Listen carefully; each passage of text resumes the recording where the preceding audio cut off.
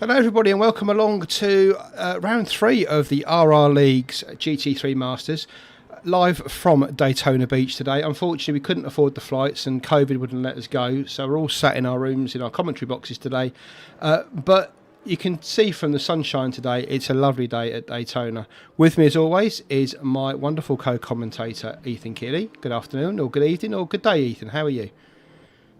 Should we go with Happy Wednesday? That seems appropriate. Yeah, you see, Happy that's why I bring you, mate. Happy Wednesday, everybody. Happy Yeah, Wednesday. beautiful Daytona Beach. Yeah, even the calendar's starting to say WTF, isn't it? So yeah, we got a lovely round from Daytona today. What is it? 3.5 mile course. 3.5 mile, not a tri-oval because not using a tri-oval today. It's on the road course, so 3.5 mile road course, which uses part of the tri-oval. Am I right? Uses most of the tri-oval, in fact. Yeah. So we'll have the just after the start finish line at the tri-oval, we'll have the guys diving down into turn 1. We'll have the flick at turn 2, international horseshoe, the kink at 4, which in these cars will be probably flat, maybe a blend if you're on heavy fuel, warm tyres, that sort of thing. Western horseshoe, round on through turn 6, back onto the banking. Quite a difficult spot, that one. We'll definitely see some loss of traction there. Down the back stretch to the bus stop that we can just see Cannons has gone through. And then we'll follow him around now through ovals 3 and 4.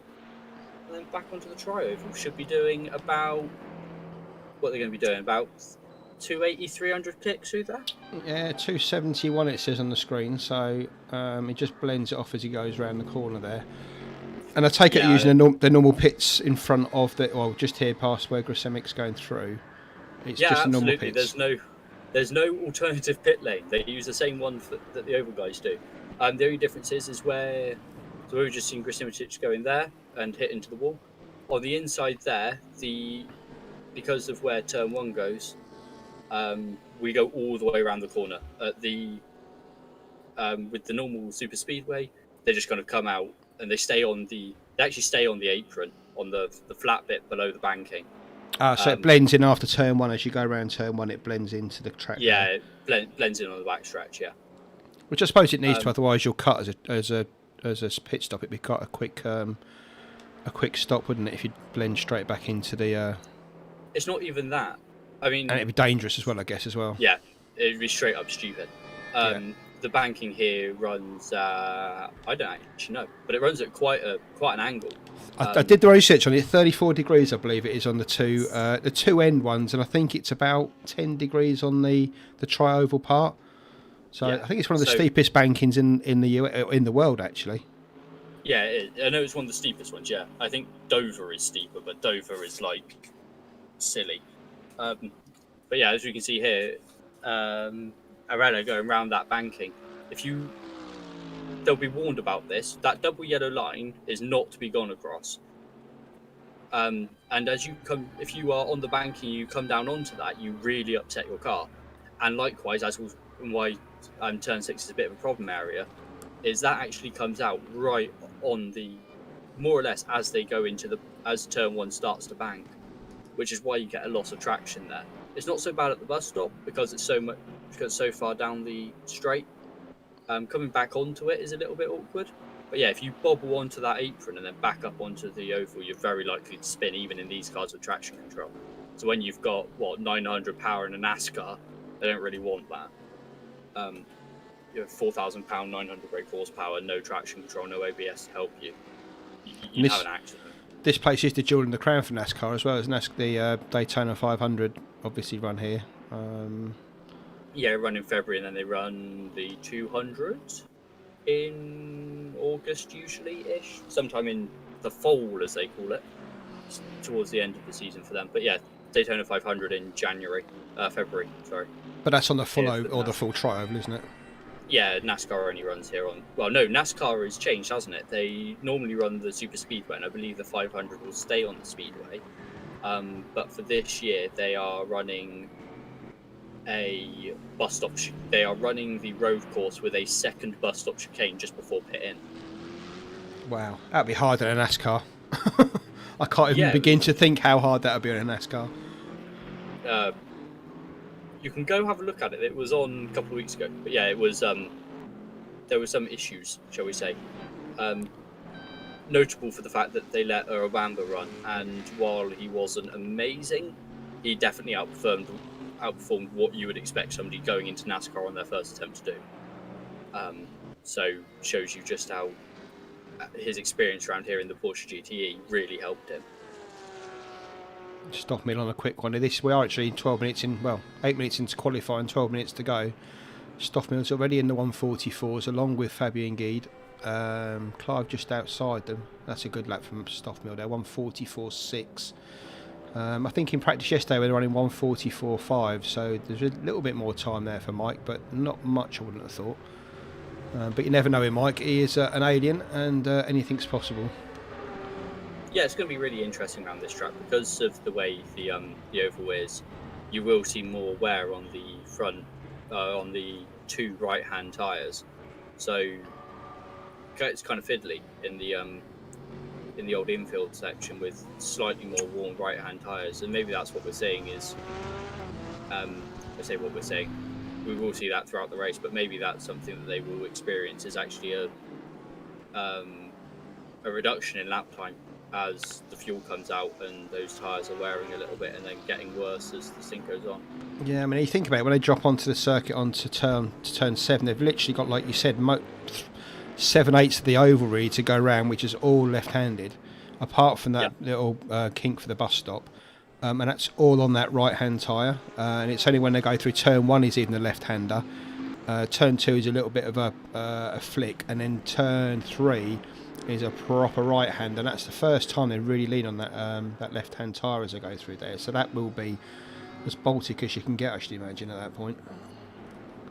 Well, yeah, absolutely. You've got two right-handed turns here, not counting the bus stop. That's a good point, actually. You have it, isn't it? You've literally got two right-handed hairpins, and they're both second gear.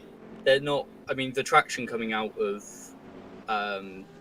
the Western Horseshoe at turn 5 is quite difficult, with the way that it looks quite tight, and then you get into the corner and it opens up, and then it tightens again on exit. So it's quite easy to, more under braking and then under acceleration, kind of dupe yourself into thinking you've got more room than you have, or less room than you have. But yeah, it's you kind of got two slowish right-handers, and then the rest of it is, I mean, we've already talked about, okay, turn 6 isn't crazy fast, but it's a traction zone onto a banking. Turn 7, turn 8 fast, turn 11, turn 12 fast, tri-oval fast, turn 1 fast, turn 4 fast. You know, pretty fast then, yeah. Yeah, I think, let's put it this way, you could not pay me enough to run the P45 Competizione around here.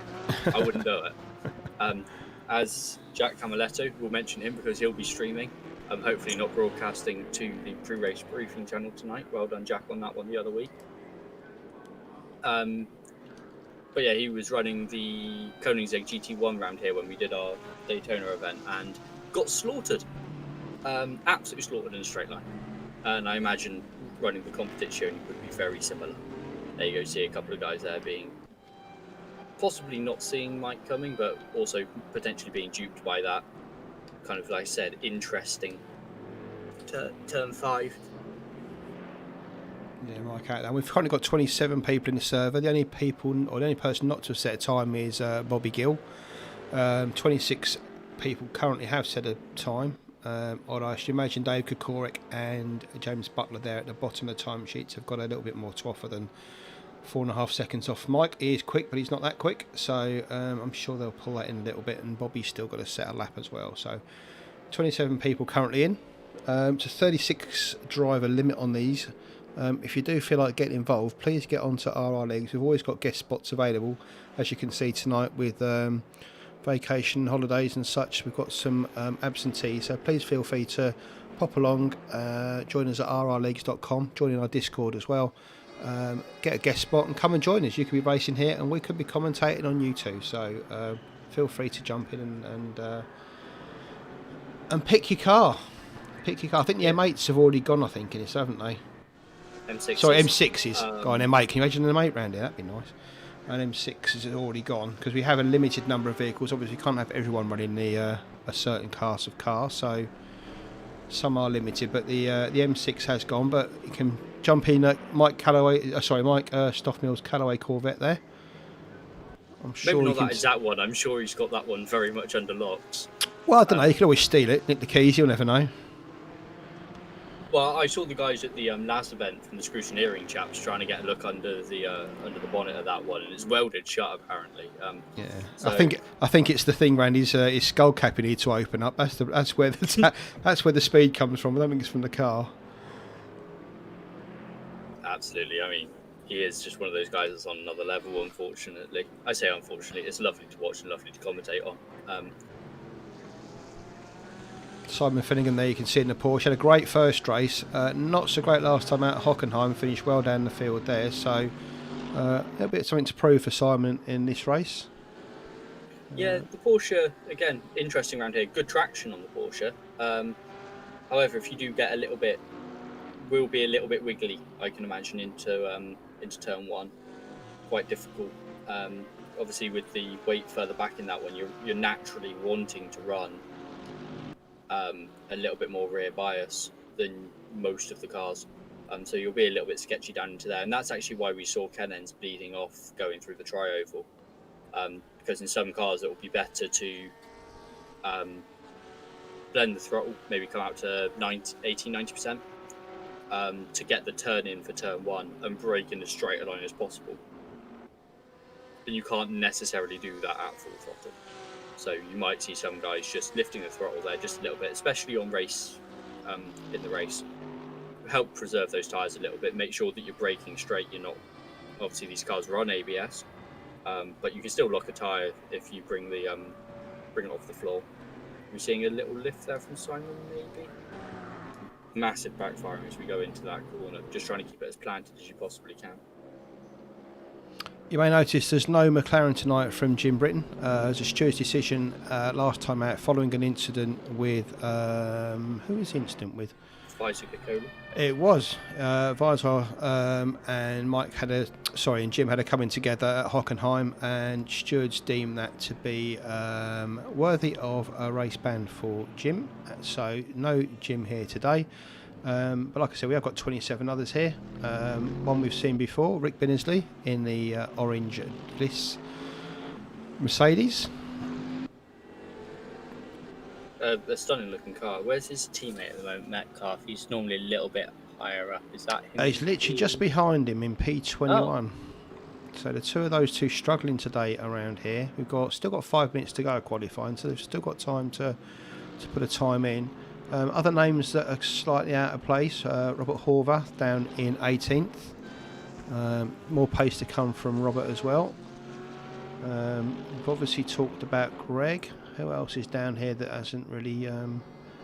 Max Haas, who's always got a little bit of pace, and he's always struggling, it seems, from qualifying to climb up through the field, but always performs really well. So it'd be good if Max can get a time in here and actually start further up the grid and give himself a chance for a really good finish.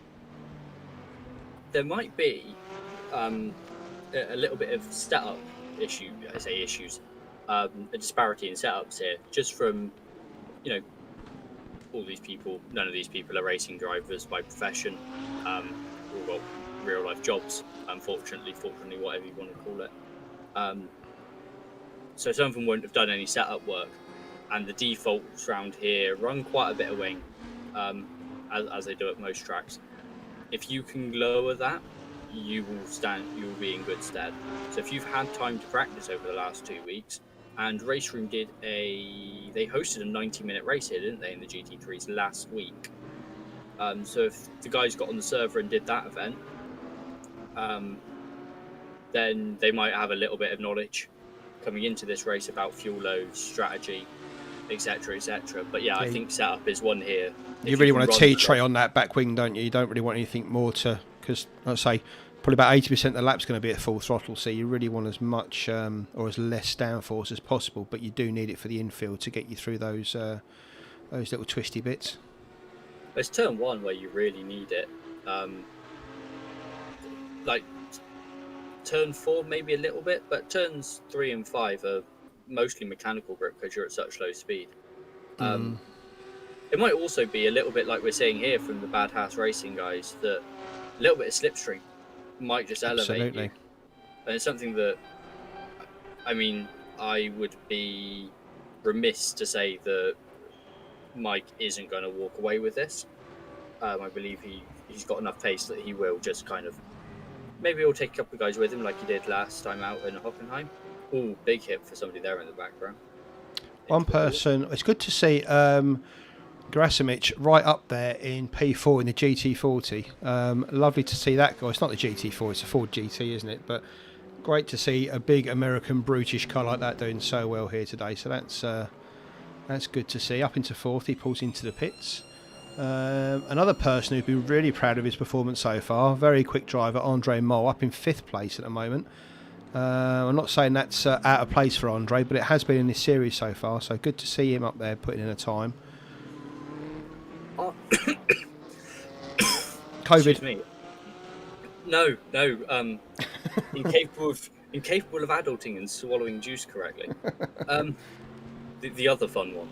Yeah, Andre, quick drive, but just plagued by issues recently, not just in this particular series, but in a couple of the series he's been running. He's not been having it all his own way by any stretch of the imagination. So he'll be hoping for a bit of a more sedate run this time out. And hopefully with a bit of slipstream might keep him up with the pack.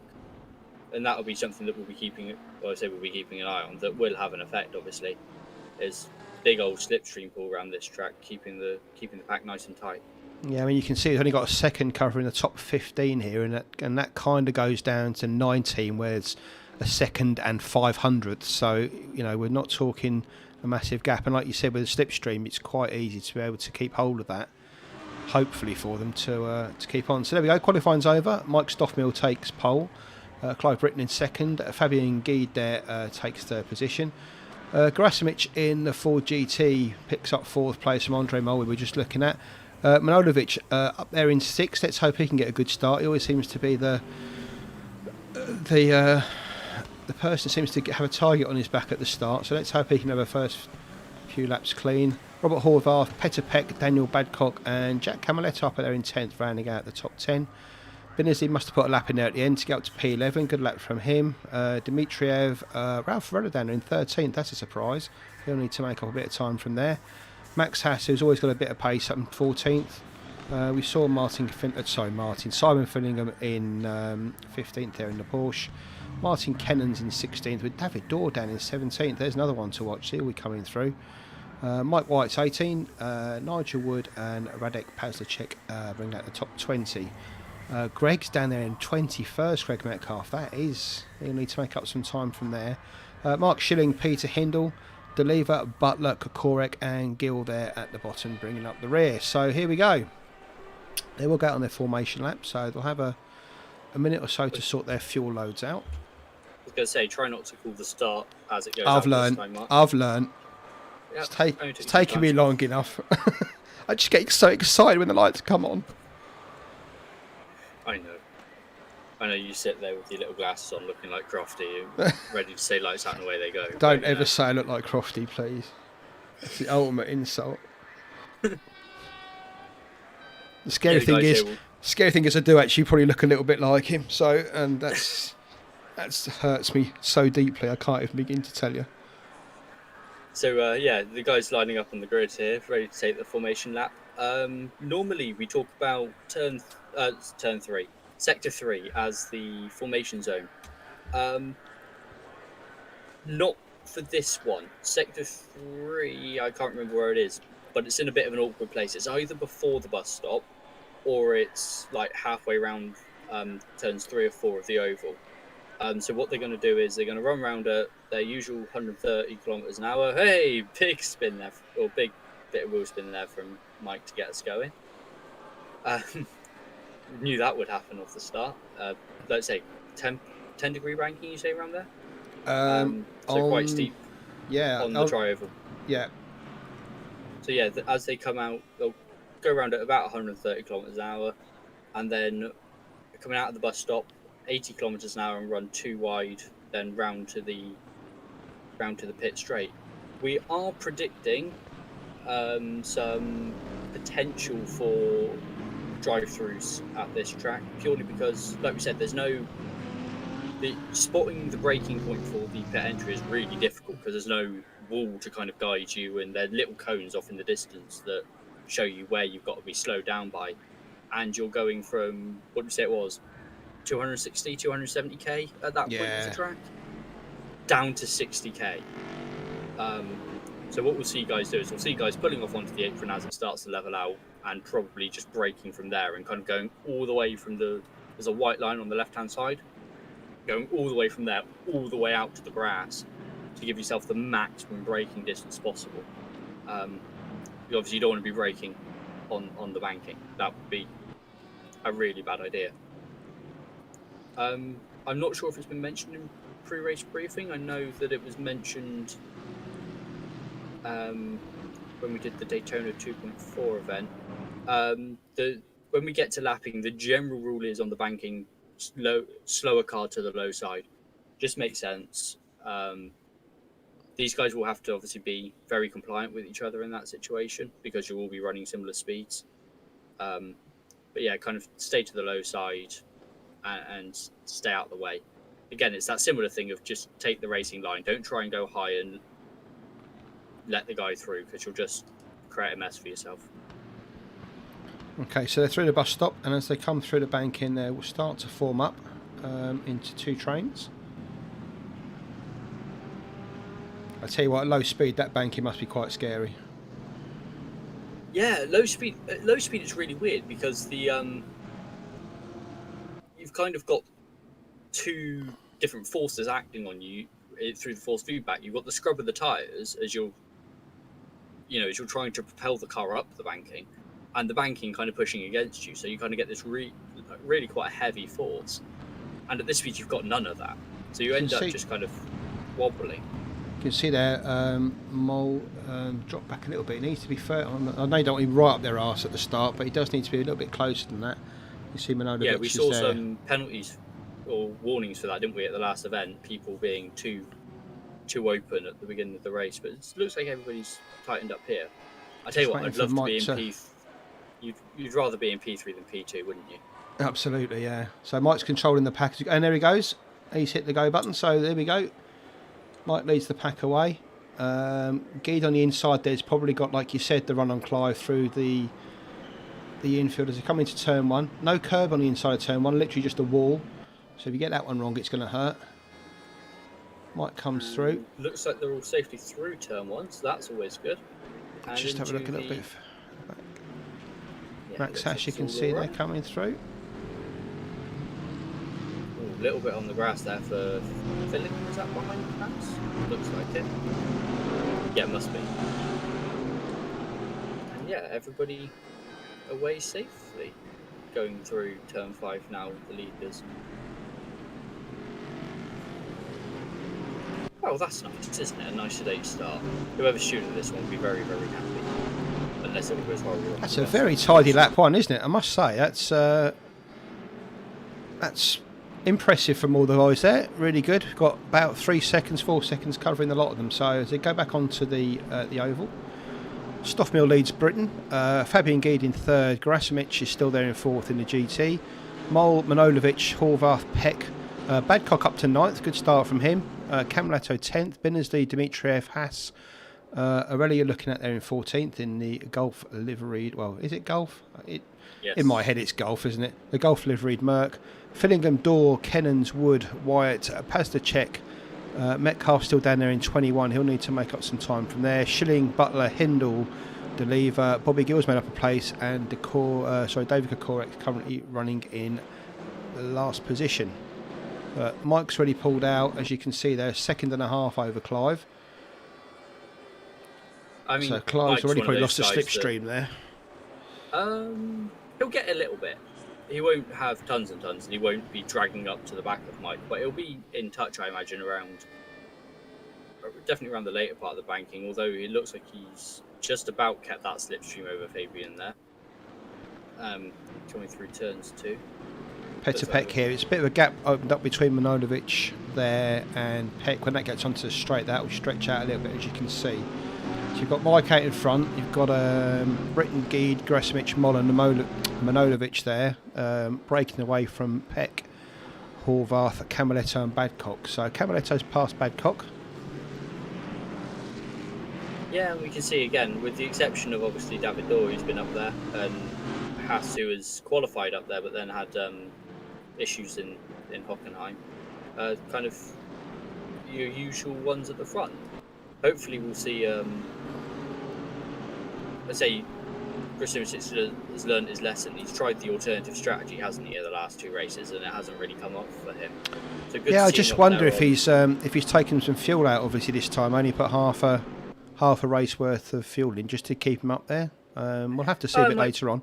It might well be the fact that, he actually reduced the fuel over qualifying, so is further up there and, is running a similar strategy. Alternatively, he could be really well placed if he's on that longer strategy again. But, like you say, time will tell. Long way to go yet. Yeah, if it's your first time with us, just to let you know, there is a mandatory pit stop today where the drivers have to take 2 tyres. They can take 4, they can fill up with fuel at the same time. In fact, they probably will fill up with fuel at the same time. That drops in minute 25 and runs to minute 75. So they'll have 25 minutes, 50 minutes to go into the pits and do their stop, and then the last 25 minutes the pit window's closed, and it's a race to the finish. So they are fairly free to do what they want on their strategy. As Ethan just said, Grasimic over the last couple of races has run very, very long.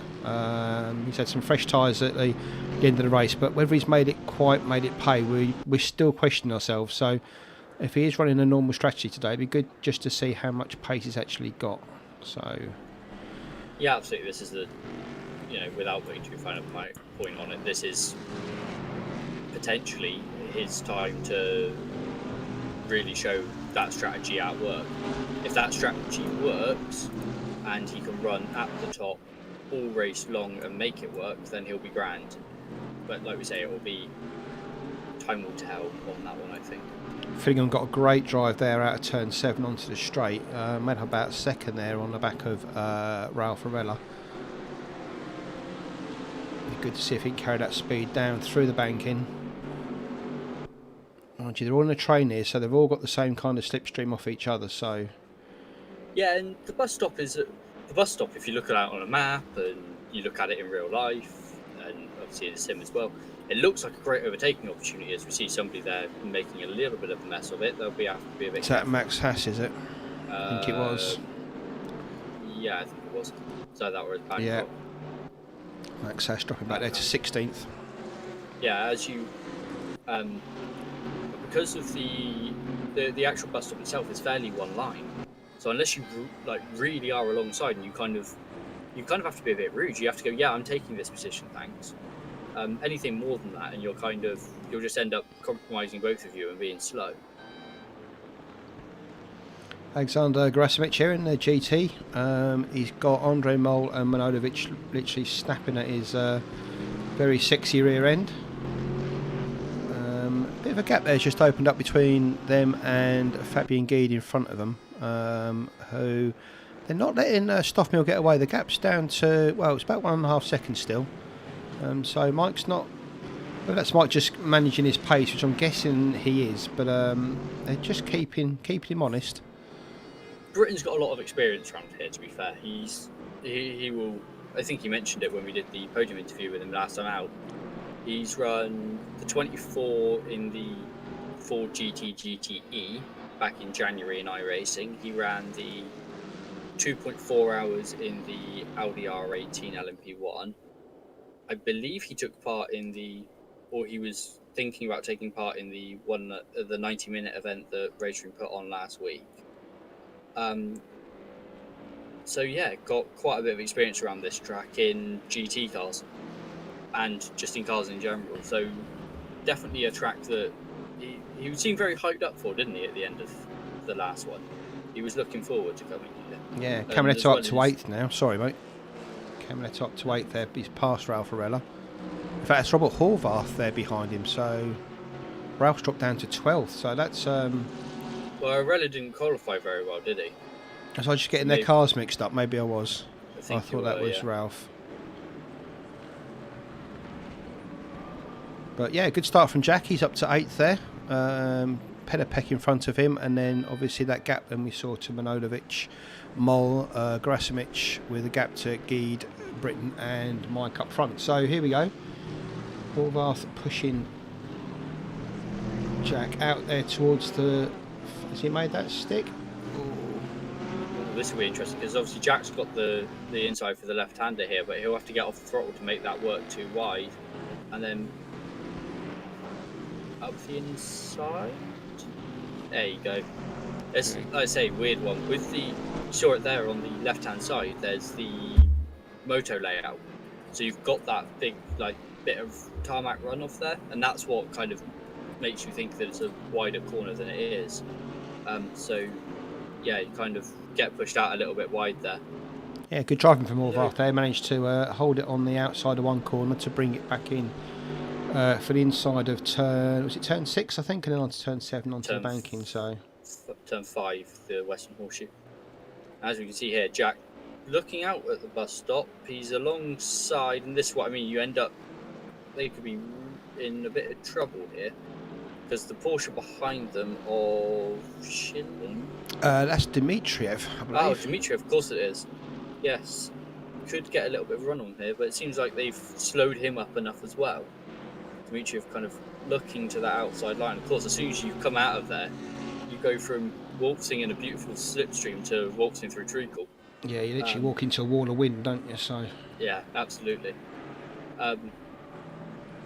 And that's something that they'll have to obviously manage throughout the thing, and kind of getting that. He almost wants Jack to go a little bit high there and just kind of give him a little bit of hand. Dmitriev spun round at the back there. So he's picking him up, and then he's dropped it at turn 1. So that's pushed him right back down to 21st there. So it's unfortunate for Dimitri there, just in front of Peter Hindle. Hopefully he hasn't come out too abruptly in front of Hindle there. No, I think he was going backwards for a while, so I think he had plenty of time to work out where he was going to rejoin. So that's dropped him right down the field. Camaretto managed to make it stick this time on Horvath. Yep, Horvath has not got that run in, so Camaretto makes it onto the bank, and maybe can pull a little bit out on Horvath here, so he hasn't got that run into the bus stop on him. So Camaretto up to 8th, Horvath 9th, Badcock behind him in 10th, Arella up to 11th. In fact, we're just going to jump up with Clive and Fabian Geeg. Fabian's right on his tail here. This is going to be a really interesting battle. Obviously, what we saw between the two Mercedes of Camaretto and Horvath, they are different cars. One, Camaretto is driving the old SLS, and then you've got the AMG, the new AMG from Horvath. So, although they're the same manufacturer, different cars. These two are running identical cars, so it's going to be interesting to see. You won't necessarily get that pull and that same difference between the two cars, which means that this could just be for Clive, be sensible, and you can't go wrong. Yeah, well, Fabian's coming off a win at the Nordschleife. Our last race we had, the Green Hell race at the weekend, just gone. 2.5 hours Nordschleife. Fabian picked that one up in his BMW, so he's coming off a win, so he's got plenty of confidence, plenty of speed, and I think Clive's going his work cut out here to keep him behind. But like you said, Clive's got plenty of experience. He knows what he's doing. He's quick enough by himself, so this could be something that goes on for quite well, at least until the pit stops anyway. It's really interesting watching him through turn 1, because obviously Fabian's trying to get a run on him, so he's going to that high side, so he's kind of stuck out there. But it's interesting to see how Clive is preferring to run it in deeper and kind of square off the second part of turn 1, and then barely move the steering through 2 and 3, whereas the line that Fabian is taking is going from wide and then dropping right down into it and kind of hugging it tighter, and that kind of doesn't open up turns 2 and 3 as much. And you see there, very clever from Clive, going just almost a car's width out, means that Fabian hasn't got the space to go around the outside of him, but also going to the inside there, you're just inviting contact. And you know, like we say, these guys competitive, but I don't think any of them are Senna-Prost relationships from '91. I don't think we see any of that going on. But you know, last lap you might give it a little bit of a thing, just to hope that the other guy doesn't protest you in the stewards report, of course. So you're just going to drop into turn 1 now, I think, and they come round. Over the stripe, as the Americans say. You see there, Guide's running really tight to that wall, and then not getting the same punch off of the corner. Which then I wonder if Clive was just late on the brakes into that last lap, and I think and that's why he dropped in deep. I think he's late on the brakes too, but it's something that I remember Clive quite a bit, and we had a lot of discussions going into the 24 about different ways to take the corner, try and manage tyre wear and stuff, and it is something he prefers, is kind of taking that slightly wider line and punching out. Again, it's that it's the endurance thing. It's, you know, when you've got the Daytona prototypes running around you and stuff like that, it's kind of nice to have that little bit of an inside so people can shoot up it if they need to. And you know that people are going to have accidents at turn 1 over the course of 24 hours, so he was liking to go wide there and just let people chuck it up the inside all they want, because, you know, ambition over adhesion and all that, and people run out of talent. Something that he's built up over the last few months and he feels really comfortable with. So although it looked like a bit of an unnatural line, I'm sure he's feeling very safe in it. Clive's very quick through that bus stop there. He does leave Fabian a little bit. 3/10 of a second at least through there. So whether it's just an aggressive line from Clive or whether Fabian's just taking it easy on his tyres. And we've got a long way to go yet. I think that would be a bit of aggression for Clive, or maybe a little bit of caution from Fabian, going, you know what, you're not gonna gain anything by being right up there, chuff out of the bus stop. You'll be too close for a slipstream. Essentially, you won't get a run on them doing it. So what you do is you drop back through the bus stop, and then kind of use that as a runner. As we can see there, Fabian again having to getting that better line through turn 1. They've got two completely different lines, haven't they, through there? It's quite quite interesting to see. But because then Clive is there on the exit, Fabian runs up into it and just goes, well, I've got this overspeed, what am I going to do? Well, I guess that's coming off the throttle then, isn't it? And then he can't attack into turn 4. You see there, Moll's just dropped Manojlovic by about half a second there, so he's built about a bit of a gap there from Manojlovic. So Gerasimic and Moll, the two behind these two. There's about a second then back to Manojlovic, who's then got 7 seconds then back to Camaletto, Badcock, Benazzi now up to 9th, Dorr 10th, Peck 11th. So we've lost Horvath. Horvath's down in 18th there, so he must have had a bit of an incident. He's gone down there. Greg Metcalf's up to 16th. That's good news for Greg. And Simon Fillingham must have had a bit of an incident, because he's back in 27th, right at the back of the field. There we go. Was he not the one who had? No, it was. No, that was Dmitriev. Yeah. So Simon's having his own little stresses there. He's back at the back of the field, so we'll keep an eye on him.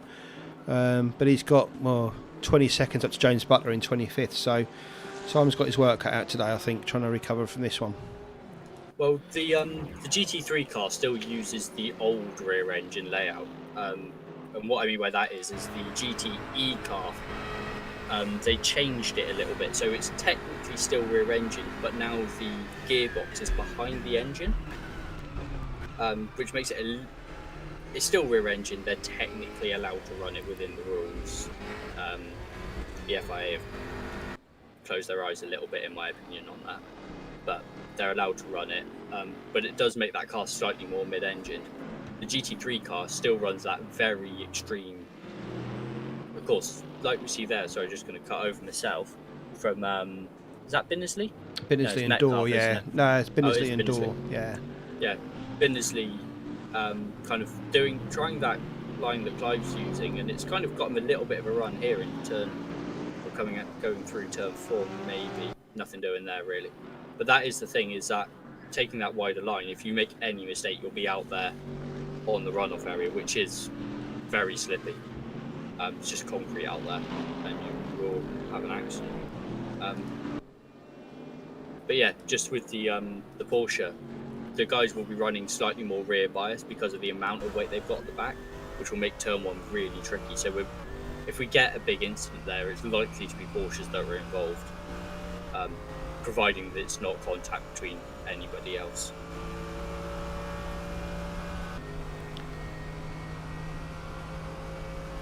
Just look at the bank in there, it's quite steep even from the front camera there. It's a great shot of it.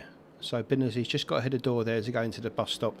It's Petr Peck just behind them, so he'll be looking to pick up anything that needs to drop. But it is Binnersley. Binnersley's away from door. Peck, Nigel Wood behind them in 12th. Max Haas, he's a bit of a late runner with his pace. He's down in 13th. He's had that spin earlier, don't forget. Or was it a spin or just a loss of traction? And 13. Martin Kennan's up to 14th. Pazlicek in 15th. We saw Dimitriev spin earlier. He's back up to 16th, ahead of Arella, Greg Metcalf and Robert Horvath. But still at the front, Mike Stoffmill's still got that 2 seconds over Clive Britton, who's still got Fabian behind him. You can see the gap's not really changed from those front three. No, and that's gone. I was going to say behind them we've still got Grasimic and Mole, who have now sort of breaking up a little bit. It's about a second between Grasimic, Mole, and Manojlovic has now got back to within a second of Mole. So those three are consistent in their pace, and they're consistently keeping about a second behind each other, and it's a further 8.5 seconds back to Camaletto. So these top 6 have really broken away now, and it will probably be between these 6 at least until the pit stop, I should imagine. Mistakes aside. Absolutely. There's Clive and Clive and Fabian are going through up to the bus stop, and Clive's, like you said, Clive's very clever at just keeping that car positioned perfectly, just to not give Fabian any choices of what he can do. Yeah, absolutely. You just got to. Like I say, it's clever. It's a little bit cheeky. It's basically going, look, if you want to get past, you're going to be the one that makes the iffy move that could cause an accident. And again, Clive will be seeing this lap after lap now, and Fabian getting that wrong and out of the bus stop, like we can see here, and kind of running it around the high side. But let's say Clive done endurance racing around here for a while now, and will know that if he just sticks to his line, stays tight, staying very tight there to try and warn off Fabian, and keep him through turn 2 and then protect the line into turn 3, and he'll be all right for another lap. What I'm really impressed with Clive doing this is not only is he fending off Fabian behind him, but he's also managing to keep that gap to Stoffmill in front at a fairly consistent 2 to 2.5 seconds. So it's very difficult to fend off somebody from the rear and also keep your pace up enough that you don't let the guy in front get away, especially when it's Stoffmill, who's already 2 from 2 in this series. So and that's what I mean is Clive cultivating that line into turn 1, which does make it really difficult to attack into turn 3, means that actually, if he's got natural pace there, or even developed pace there, actually, if you're comfortable running that line and you keep your speed running that line, then it's kind of a win-win. You're not losing any lap time by throwing this defensive line. So, the guy's not going to get past you, and the other guy's not going to get away. And Clive actually not bothering to defend the bus stop here. So we'll see him probably lose out a little bit to Fabian here, just because we've seen Fabian backing off a little bit through the bus stop. He does prefer to get a run out of the bus stop and along through past the pits to try and get that run into turn 1. You see he's here again, but as soon as he pulls up onto the top strip there, he's just hasn't got the pace on the outside there of the banking to carry that into turn 1. So Clive, I think, is going to keep this as we go into turn 1 again. Yep. The way turn 1 is as well, with the multiple lines and everything else going on with it, you either want to come from not a long way back, obviously, but like a distance back, or you want to be directly alongside, preferably up the inside, challenging the guy. By sitting on that 3/4 panel and sitting on his outside wheel, Clive knows that if he just matches Fabian through there, allowing him out to dry. And that's what Clive is doing. He's just going, you know what, you can go around to my outside all day. As long as you're not getting the nose in front and you're not challenging me for the position as such, you're just, just hang out to dry there and you'll be fine. Yeah, I just wonder if Fabian's tearing him up through that bus stop and one He only needs one lap to get a good run out the bus stop and have be a lot closer to Clive to be able to carry that speed into turn one. He's still half a second off here, so unless Clive makes a mistake into the bus stop here, I don't think that's going to be close enough. But it'd be interesting just to see if he can actually get a good run out of that. I call it turn 11, but the exit of the bus stop, just to be able to be on Clive's tail. It looks fairly close here, but it's not. This is the turn here that's really important. You can see Clive Muller's that lovely. Yeah, I mean the track limits in real life are quite lax through that, but in race room, basically what you end up doing is you end up taking the left as fast as you dare to carry as much speed through the first right-hander, and then it's kind of balancing the throttle, maybe a little bit of brake to come through the second right, and then just take as much liberty as you dare on the left. You don't want to be hitting the grass, that will slow you down. You can see the distance, Gerasimich just cut. Oh! And that's what we mean from Clive, just looping it around. And that's that issue with that slightly wider line, is if you get it wrong, you go round. But he's got quite a bit of work to do now. That's a shame for Clive. They're into turn one. Yeah, he's kept out of the wall, which obviously is job one. But I imagine he'll be vibrating a little bit. I imagine he'll have a flat spot or two from that, depending on exactly how much he had to lock his brakes to. So that just comes from pressure, really, from Fabian, keeping him on his toes, right on his backside, all the way through there. We said he had pace because you can see Stoffmill there just in front of him, about it's about 3.5 seconds now because of that spin from Clive. But that is literally just pressure from Guide there, just piling it onto Clive, having to make him push into turn one, and you just saw him drop it into there, and you saw you were live on the car with him. Just lost the back as it went through there and spun him out. So that's changed things up a bit now. So you've got Stoffmill now up in front still. 3 seconds back now to Fabian Guide, who's got a further 2 seconds back to Gerasimich. He was the one I could see. You can see in the distance. You can see there in that black and yellow car. And then a further couple of seconds back to Moll and Manojlovic. If we just hop onto the rear camera here from Fabian, you can see there's Gerasimich in the background. He's got about 2.5 seconds back to Moll, who has Manojlovic right behind him.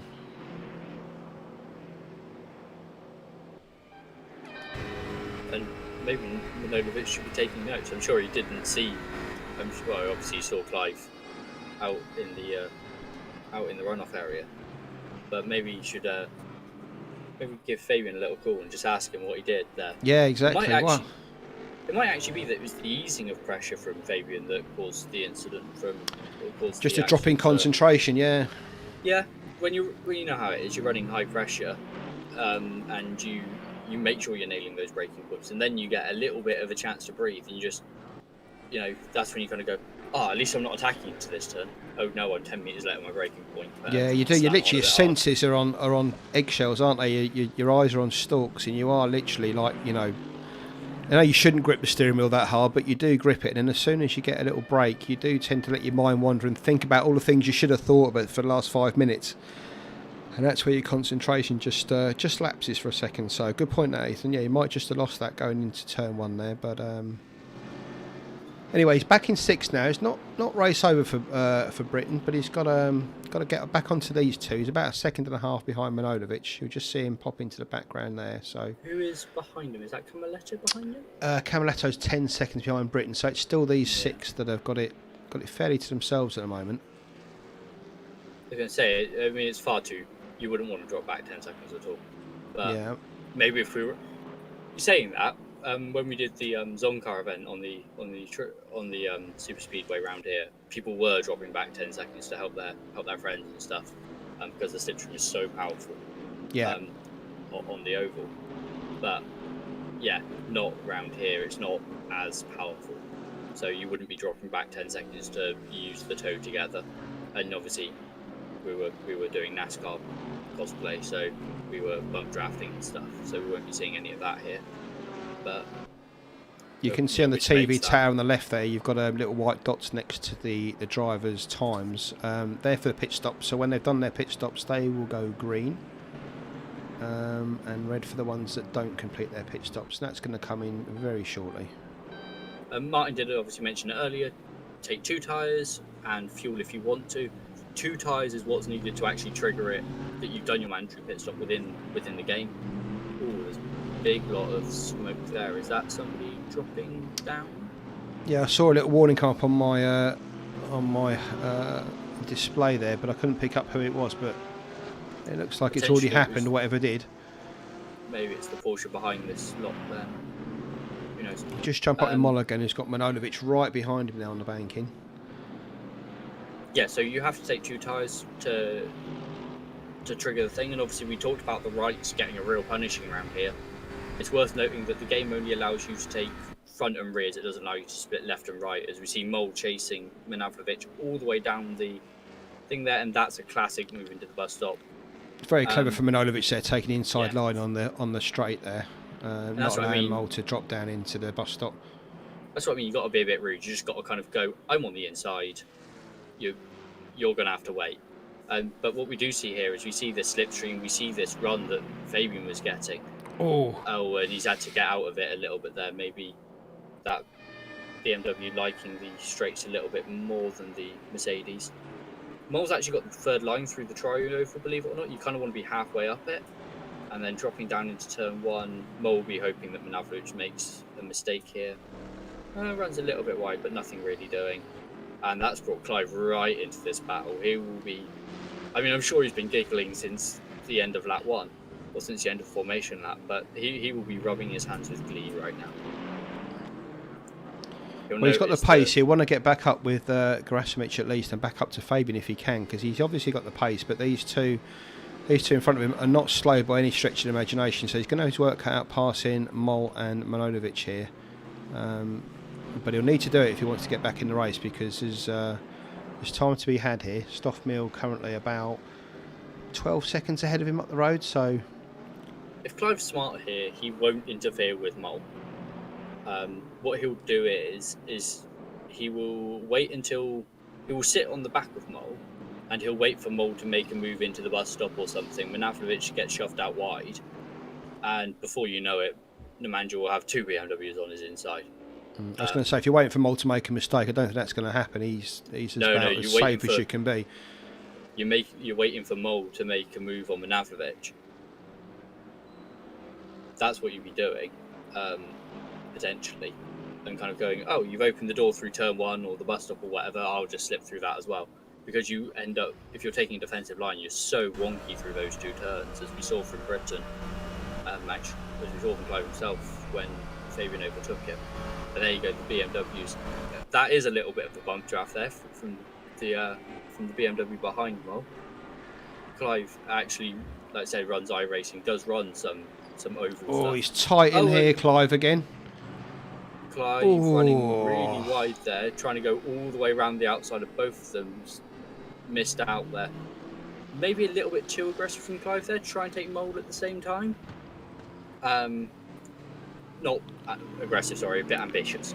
I think he was just carrying so much speed there, obviously behind Mole. When Mole dropped down, he was carrying that pace and thought, well, I might as well have a go, but just took him too wide into turn 1, and in the end had his work out trying to keep out the way of Manojlovic, because that could have been a bit tasty. Oh, Mole goes wide there, allows Manojlovic through. And then, I mean, Clive will be a little bit annoyed there, because yeah, you see the incident from Mole and you want to kind of capitalise on it. You see Mole very deep into turn 6 there and coming out onto the banking. Clive trying to get a bit of a run. I think he got caught up behind Mole a little bit there. But this could be redemption for Clive. Mole will be obviously fired up from making that mistake. Letting Manojlovic get away once, and we can see tried here, to sell Manojlovic a dummy there. Did you see that? I think tried to send the dummy on the inside, and yeah, I think Manojlovic went, not blocked obviously, but went for the defence. Oh, and Manojlovic, I was going to say hard into the wall, softly into the wall. Just a love managed to save that, yeah. So he'll come out. He's still got a gap to Camaletto, so Manojlovic keeps 6, yeah. But it is literally just mistake after mistake here, just dropping the cars back like a concertina and allowing those front 3 to get away. Mole's still got Britain right up there though. These two haven't lost the fight yet, so Yeah, it'd be good if we can keep the camera on these two, but I will keep half an eye on Manojlovic and Camaletto as we see Mole giving up the place there to Clive. Maybe just recognising Clive's faster and just going, you know what? Well, yeah, if you can get the slipstream off him, he can keep up a lot of time there rather than trying to fight it. You might be better off just following him. In the Daytona 24, they talk about dancing partners, and obviously quite often they're obviously your teammates for the ease. Well, it's like a peloton, isn't it? When you're doing the cycling, and you just got to stay. You just keep swapping the lead driver or lead rider around, and just getting the train behind it. And if you work well as a team rather, you can pick up a lot of pace without actually getting each other's way doing that. So it's just a shame these guys don't have communications between it. Well, I'm saying they don't have it. Hopefully they haven't got it, but it's always possible. Yeah, absolutely, and it's something that you you don't always think about, but you do have an aero push, obviously. So the guy behind you will kind of be pushing you with the air, like a bow wave on a ship. Will be pushing you forwards as well. So if you can sit at the right distance, you end up with the guy behind getting a slipstream, but the guy in front getting like half a slipstream almost. So you both end up saving fuel. Which allows you to go a little bit deeper into the race. Oh, I'm just hearing news from James Butler. He says he thinks it's called poetic justice. He got taken out 3 times with no damage. We didn't see any of those, obviously. And then he's taken himself out and killed the engine straight away. Oh. Sounds like he's taken my luck on board, which I really wouldn't recommend. Nobody deserves my luck. Peter Hindle also out, unfortunately. So James Butler and Peter Hindle out. So we're down to 25 runners now. Unfortunate for those two. Is that Hindle above Butler? No, Hindle below Butler. Yeah, Hindle was out first, so he missed that one as well. And then obviously James Butler out, so...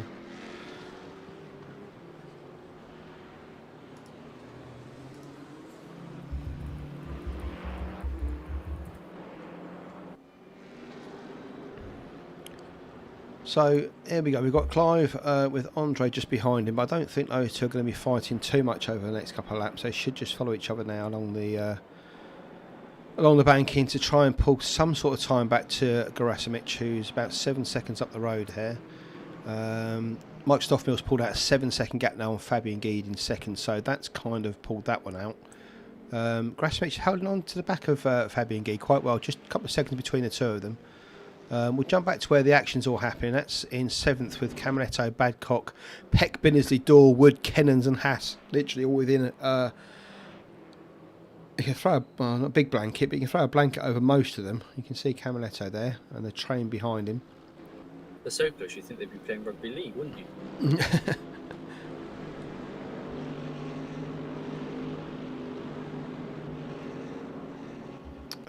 Peck's in a BMW in this train. You've seen how much pace that's got, so it'd be interesting to see if that can pull up onto the back of anything. Camaletto's in the old spec AMG, so he lost a little bit of pace in that car compared to some of the others, but he's still hanging on well. Badcock's up on the outside of him here around the bank and into turn 1.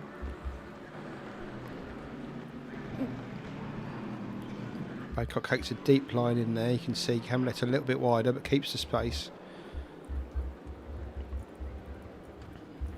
Badcock trying to hang it out around the outside here. Goes very wide through there. Peck then forcing his way up the inside of Badcock. Badcock keeps it though. So Camaletto, Badcock, Peck as they come up to the west one. You're nearly learning your corner names, aren't you? I heard you say it the west. I couldn't remember what it was called, so I just said the west one. There you go. Yeah, just to confuse you, we've got red Mercedes. No red McLaren this time, but we've got a red Mercedes in the field. We've got a Golf livery Mercedes, which obviously should be on the GT40. We've got a Ford GT that isn't a GT40, and we've got 2 corners called horseshoes. We didn't give you much chance this week, did we? I've been watching too much Formula 1, mate. I just see them as turn 5 and turn 3. I've got to be honest. So there's I imagine Camelot. that was really confusing with you over the weekend with the red Mercedes at the front of the grid. Well, certainly got a run out, didn't it? It's a few miles put on that at the weekend. I would have loved to hear you commentate that race, mostly because you would have got confused with the red Mercedes, and also you trying to pronounce some of the corner names would have been. I mean, I would have been much better. I'd love to commentate on the race because I know it's the pinnacle of motor racing, but the driving of that, I mean, you've seen the guys here do rolling starts on numerous occasions. Never get into the trouble those F1 drivers did there. That was just awful to watch. It was really schoolboy stuff, that wasn't it? It was just made me cringe. It was really frustrating for me because I watched the F2 race the day before. As in, I left qualifying. Oh, I saw their Benazzi just at the back there. And that's Camaletto has bobbled across the curb and is going to get swallowed up a little bit here. He'll be lucky to not lose out on 2 places. Is that Wood as well also being a little bit... It was Benazzi dropped it, but Wood and Haas are fighting it out between them just ahead of him, so... No, it's all going on in the midfield. Camaletto got on the exit curb a little bit and bobbled, and I think Haas got a bit of a run on him. And then obviously we saw Jack's teammate Wood also getting a little, having, did you say it was Haas behind him? Yeah. Yeah, Haas behind him getting a little bit of a run on Wood as well. So the 2 paradigm shift guys having incidents there as well, but obviously none of them in quite the spectacular fashion that we saw from Binsley. Cowley looks to the outside, looks like Jack will have him here. Yeah, it covers him off nicely.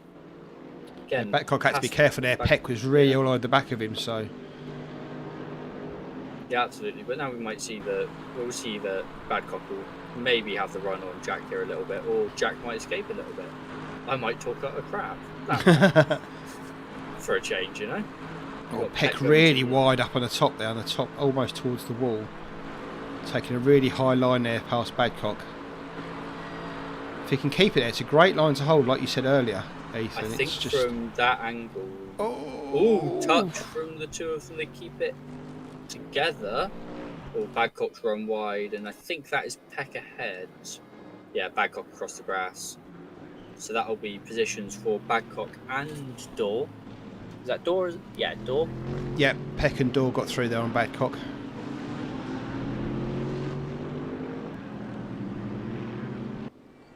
And you can see there behind him, you've got Kennons and Haas that are fighting over 11th place.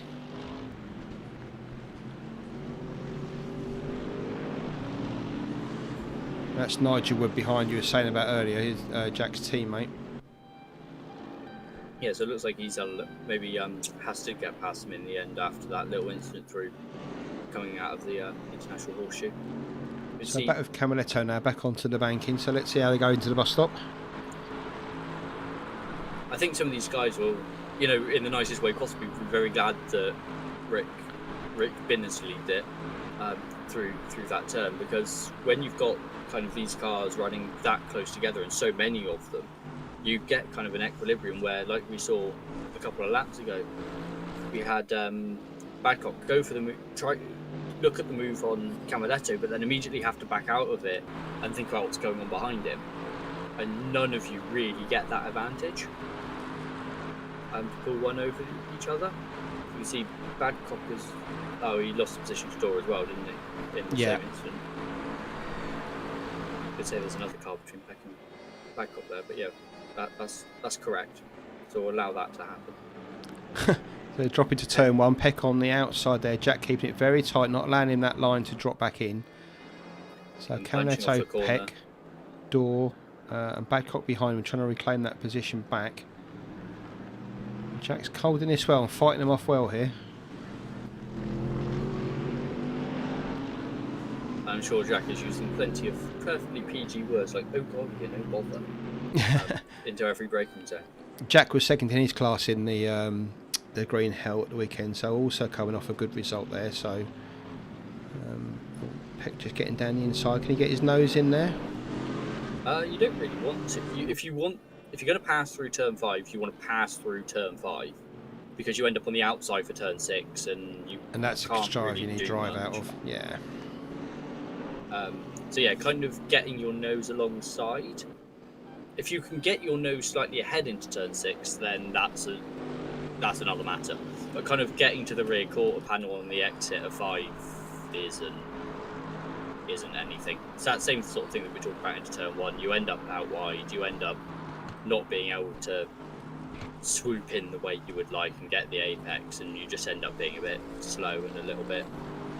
Then you lose traction. You lose the run off the corner, and you don't gain the position.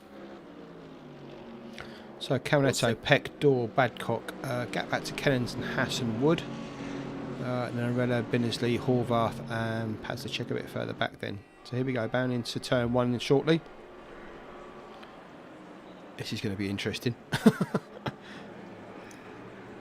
Camaletto, Dorr, Peck tries around the outside. Dorr's just waiting to pick up the pieces. Oh, Peck slides a little bit wide there under braking, and Dorr's got. Oh no, I thought Dorr's got through there on Jack. Yeah, he hasn't. Got through.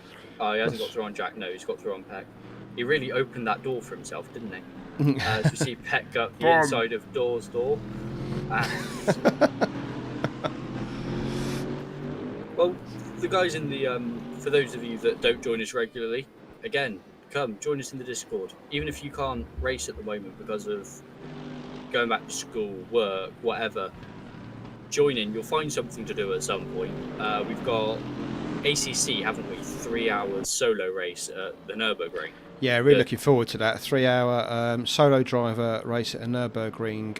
Multi-class race. Well, it's multi-class, but a lot of people have chosen a GT3 car, so I think there's a thing at the moment they might just keep it as GT3 or maybe keep it as multi-class, so we'll see how that develops. But multi-class would be good there, but obviously it needs to have, can't just be 28 and 2, otherwise it'll get a bit dull. No, absolutely. But yeah, I forgot the point I was going to make. No, different race series we've got going. So we've got the Audi TTs again this weekend. Yep. You may have noticed I put in a pretty decent performance last time out. I say pretty decent performance. It was 10th, but it should have been a lot better than that. To be fair, 10th in that field was an amazing. I mean, I didn't take part in race 2.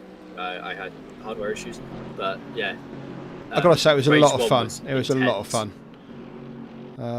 It was 25 minutes. It went past in a blink of an eye. That must have been one of the top 5 because Camaletto's up to 6. So who's dropped back? Manavrovic. It was Manavrovic because it was definitely one of the Manfield cars.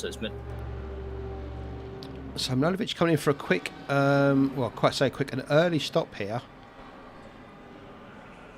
I say early. It's 50 minutes. It is probably about the time to come in. And it's just the first one, unfortunately. Right. Yeah. Well, what a lot of these guys will do, because you're not obviously. I say you're not timing it to perfection. What you'll do is, a lot of the way these guys will do it is kind of know, okay, I want to go about 50 minutes into the race. So I'll cross the line at 50, or basically pit the lap that I'm going to go over 50 minutes. So I imagine we'll see a flurry of pit stops in the next 2 or 3 laps. Some may push it to 55, 60 minutes. I think around here fuel burn is going to be quite high, so I don't think we'll see Gristimic going as long into the race as he has done previously if he is carrying that higher fuel load again this round. Well, he's right up Fabian Guy. I'm just going to jump away from this, but I know I won't jump away from this, but I'm just going to say Fabian Guy right now. Gristimic is only literally half a second behind Guy, so he's pulled that right up there. So if he is on a long stint here. Was that contact behind? Everybody stayed in the same. Excuse me. I'm just watching a replay back there, but I think it was all. Yeah, it was all good. It looked a little bit close here between. I think it was Wood. It might have been Hassan Wood.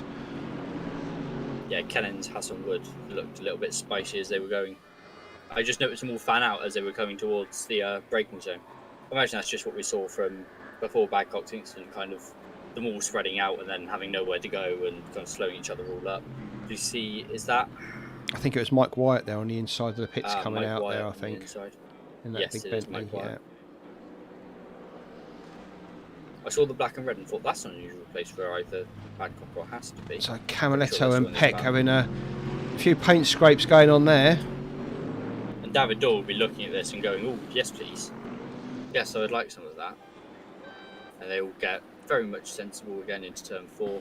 And again, Peck trying that outside line through turn 5. Well, there's contact there between the two cars. Yeah, I mean, Peck's got so much pace in that BMW. Doesn't know why he just doesn't wait to get onto the straight and then just literally getting Jack slipstream and power past him. I think that SLS has got some grunt to it, you know. You think? And like I said, yeah, and like I said with Jack, I was saying to you before the stream, wasn't I? Jack could be a bit of a dark horse in this one. Running with the 2.4 Daytona with the very slow in a straight line Koenigsegg meant that he was trying stuff to take the wing off of that. So he might have a bit of experience running with lower downforce around here. Oh, door's in really tight there. Oh, very late braking from door there. Makes a big mistake. There. And who have we got seeing in the YouTube chat? Yella. Hello, Yella.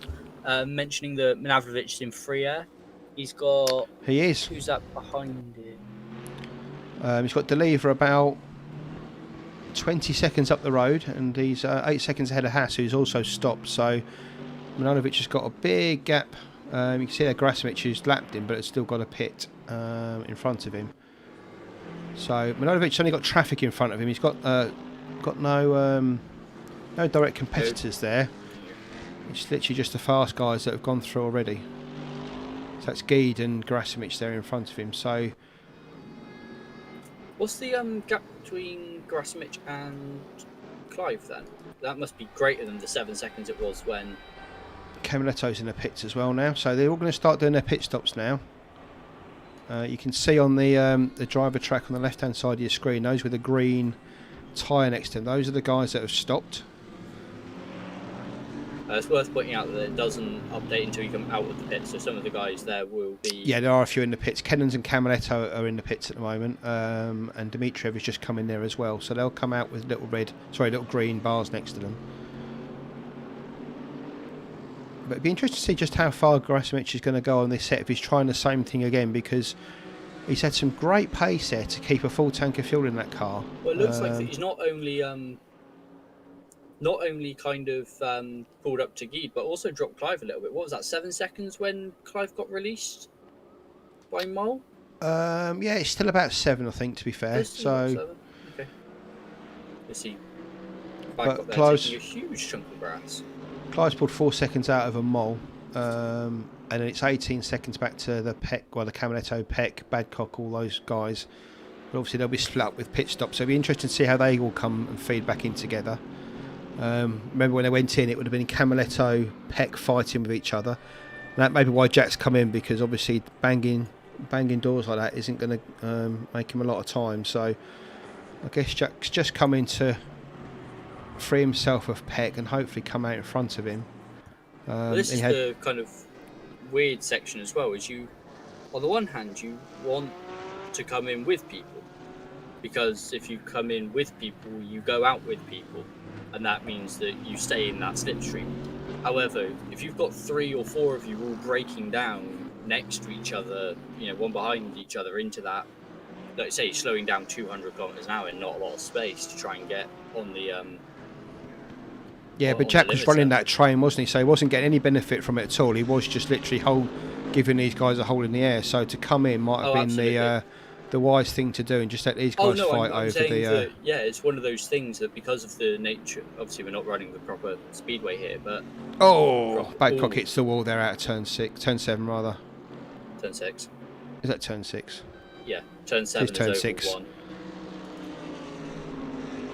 Yeah, really helpfully, they name it conventionally for corners for like European standards, apart from 7, 8, 11 and 12, which correspond to ovals 1, 2, 3 and 4. Obviously, in kind of European counting, that's 2 turns, not 4 turns, but, you know. We throw our hands up and we go, yeah, okay, we'll measure it in football fields per furlong, sure.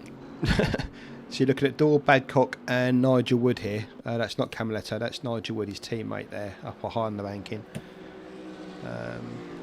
Running 7th, 8th and 9th, but still yet to pit. Leader of the pits. Badcock coming into the pits now. There we go. So that's try and get Badcock slowed in. down before those cones. Does a good job there. I think these guys will know it's a long race. We said about potential for for issues, obviously, and there is very much so. It's still very much a live issue, but I think that you will see less of that as the race kind of wears on, purely because somebody will get bopped for it, and then they will be cautious, but also aware it's a long race. Excuse me, with the speed that you're doing around there, you don't want to be going through the pit lane 2-3 times when you don't have to. So they'll be looking at maybe being more cautious into there than we see traditionally. So Mole's come into the pits there from 5th behind Clive. So he's apart from Manojlovic who come in, Mole's now in. He's coming from 5th. So we'll see where he pops out. Probably just ahead of Manojlovic and behind Fillingham, I should imagine. Down there in 13th position. Oh, he's come out in 11th. If he keeps that, that's good going from Mole there.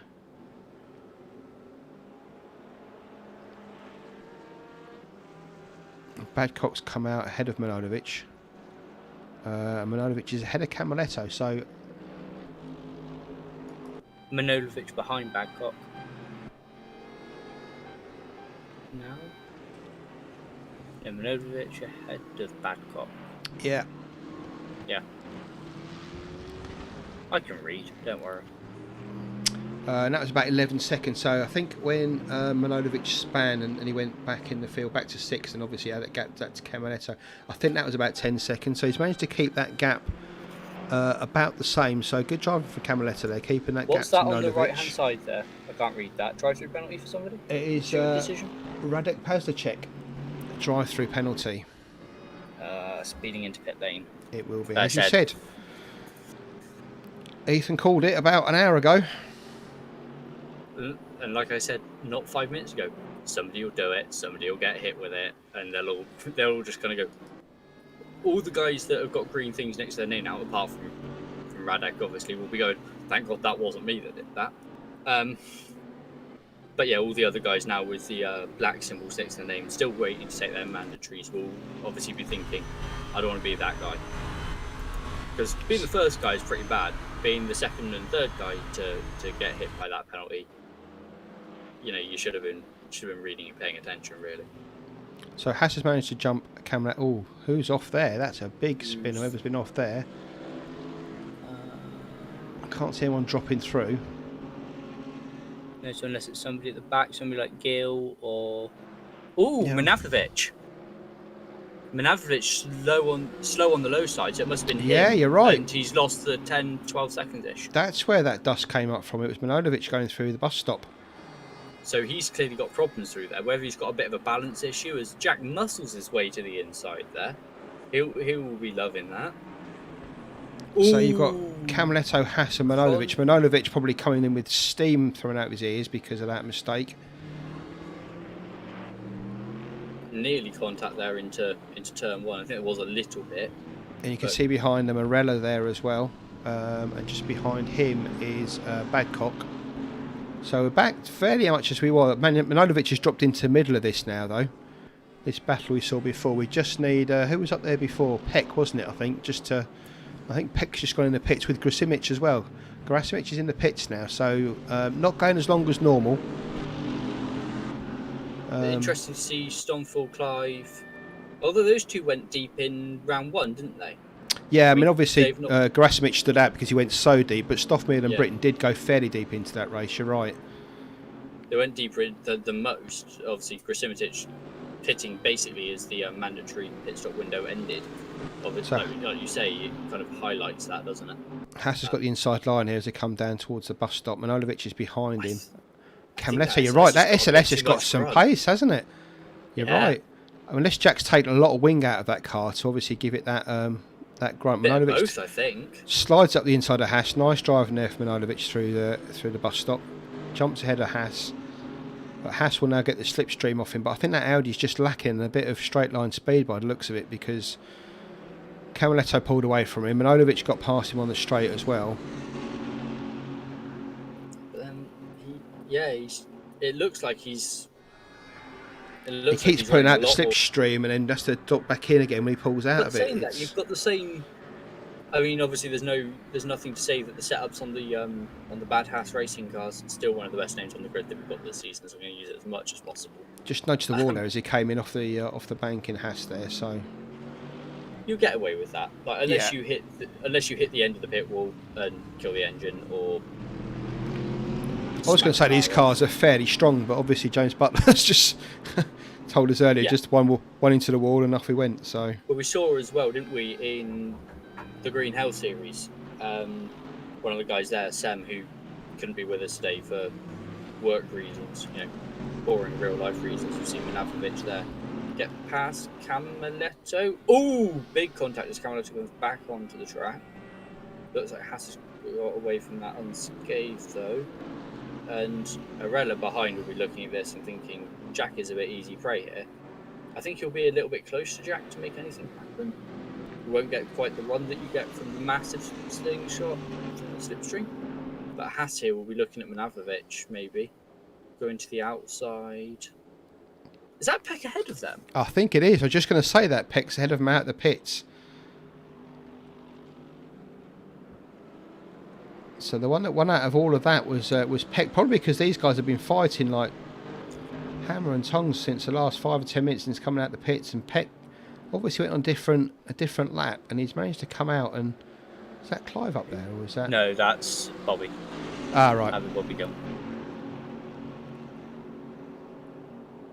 So yeah, Peck's obviously jumped a good few seconds there. Manojovich on the inside of Haas. Jack goes around the outside here up on the bank in 4 wide as they come into turn 1. What's the World of Outlaws thing? You want the best we've got on 4 abreast? Well, they see 4 of the finest drivers that RRLeagues can offer. Very much going 4 wide across the stripe and battling into turn 1. And again, taking a myriad of lines through here. Badcock getting a sneaky position there on, definitely a sneaky position on Ralph. Not quite going to get the one on Jack as well. Now Manojovich, you've seen the pace he had at the start of the race. He really needs to break away from this, because while he's having these nipping at his heels, he isn't going to get anywhere. So Manojovich needs to get his head down and just get away from this. He'll be worried as well, though. Like, if you're in Manovich's position, you've now dropped it twice through the bus stop. Like, you're going to be taking it a little bit cautious, surely. See Camaletto out wide there, trying to fend off Badcock, probably knowing he's got a little bit less wing than these guys around him, and just kind of going, well, I don't need to be. There you go. Comes out of the oval well in front of Badcock, knowing that he's not got to, let's not give him the slipstream if I don't have to, and he's not going to pass me on pace because I've got the lower wing. You're right, Manojovich just feathered the throttle there through the bus stop. I was watching Camaletto earlier, and he's been literally full on the throttle as he comes out of the first part of that chicane. So you just see Haas there on the outside. He gets to the outside. He just hasn't got the pace to be able to pull it past the Mercedes. He's going to have to drop back into the slipstream in a minute as we come through here. There we go. Just hasn't got. Whether he's got too much wing on that car, I don't know, but he certainly hasn't got the pace to jump it through. That, and he might just be protecting himself from Camaletto a little bit. Obviously, you see Camaletto steaming up behind you. He's going to have slipstream from Manavovich. It's just going to keep an eye on Simon here, that he doesn't feed into this battle too much. It's all right. Yeah, he's come out a fair bit behind, a bit sensible there. Yeah, whether he's just kind of going, oh, I've got to come out a bit and make sure that I've got that slipstream available to me, because otherwise Camaletto is going to be up your inside through there. We know Jack will quite happily take that position. Yeah. So Horvath, who was leading the race after Stoffmill pits, has just come into the pits himself. So Robert Horvath, we spoke at the start of the race, was fairly way down the grid, managed to make the way back up to the very top step. But he's now in the pits. He'll be in there for a good 40 to 50 seconds before he drops back out. So Stoffmill takes the lead back again. Grasimic through into second from Horvath, then back to Britain, Fabian Guide, Moll, Dorr and Peck. So that's a swap for position between Guide and Britain. See, Horvath's going to come out there. He's going to come out ahead of Clive. No, he's got a long run, hasn't he, through turn 1. It's really weird, actually, because of the amount of speed you take through turn 1. If you aren't, I mean, it's all right for Clive here, but you can actually end up racing each other well into turn 3. Quite good fun if you get it right. Obviously, you've got such overspeed going through that section if you're on the race, on the track, obviously. You've got such overspeed that it's not very often it happens. So Although Geed up to fifth there. That's not showing as Horvath having pitted. Well, I thought that. I saw there's no green again. But didn't you say it to go through a sector for it to show up, or? No, that was us chatting last week with the Audi TTs or something. We were watching them, and you were like, "Well, that's definitely gone too wide," and then it's only removes the lap time once you go through the sector. So what's the story with Horvath then? Because he was, I mean, he must have made up some fairly big ground there, because I just wonder if he's cut track or something and gained so much time he's had to do a drive-through or something. I didn't get a warning come up. This is something that we can get. Is there's 2 blue cones on the pit entry. If you do not enter between those 2 cones, so if you go wide or go low, it doesn't pick you up. And the same on the exit when you come out. The exit is much more of an issue on the speedway, because what we had when we were doing some speedway testing here, if you were right in that end pit box with the way race room dumps you during practice, like in Echelon, we were finding with some of the cars it was quite hard to get enough steering lock on if you were in that first grid spot, first pit box, to actually get out between those blue cones. And if you didn't, you stayed ghosted. So it might be that he's had an issue with actually his car hasn't been detected as going into the pit. Well, you say that, mate, but I'll tell you what, the first 6, well, you know, the first 6 were ahead and away from the others, and there was a gap back of 10 seconds to Camaletto in that fight. And Horvath wasn't in that. Though, wasn't it? Well, Horvath wasn't in that fight either, so there's no way he could have made up that amount of time to come out where he is. He must have to. Horvath was up there, wasn't he? I don't think he was, you know, mate. Yes, no, you're right. So, it was Geedmol and Manojlovic, wasn't it, behind Stoffmeal, Gerasimic and Britton. Those 6 were away from Camaletto, and there was a group with Camaletto. Unless that's what the issue is, he just hasn't taken tyres. Maybe he's predicting either he's messed up his stop, or sorry, I've just seen Tom Corhonen in the chat. Hi, Tom. Hey, Tom. Fun. Yes, Geed has dropped positions second for the pit stops, you're right. However, we think that I'm pretty sure he's still going to have to gain a position on Horvath, so he should be P4. But yes, lost 2 positions since the stops. Yeah, I mean, Gerasimic was right behind him at the stop, right before the stops, and catching him, so I'm guessing Geed was losing a little bit of pace there. Obviously, Gerasimic has jumped him there, but he's jumped, like you said, a good 20 seconds on Geed during the pit stop, so...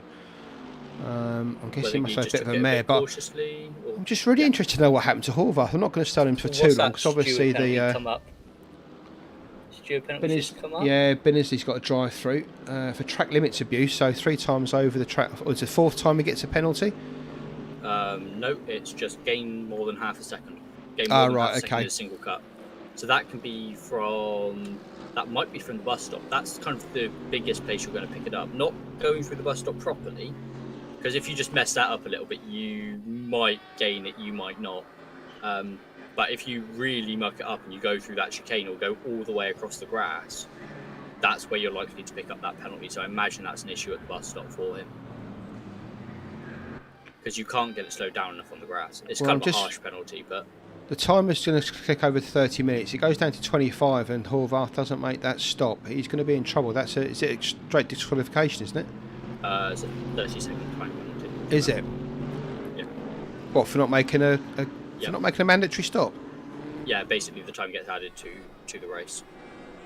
It's right, a 30-second stop. Which will put him back down towards the Camaletto Haas Arella fight we're watching here. So is that something on the outside of there? Was that a course car or was that... it wasn't any of these guys anyway, wasn't any of the lead No, guys. I didn't see anything there, so... Actually, it might be Binnesley is out on the... Can you go to Binnesley a sec? I think he's on the outside of turn... he's retired. I think that was him on the outside of turn 5 that I noticed. So I think he's pinned it into the wall a little bit. Right, lost the engine there, so... Good spot. that might be, and very speculative here, because he got the penalty, didn't he?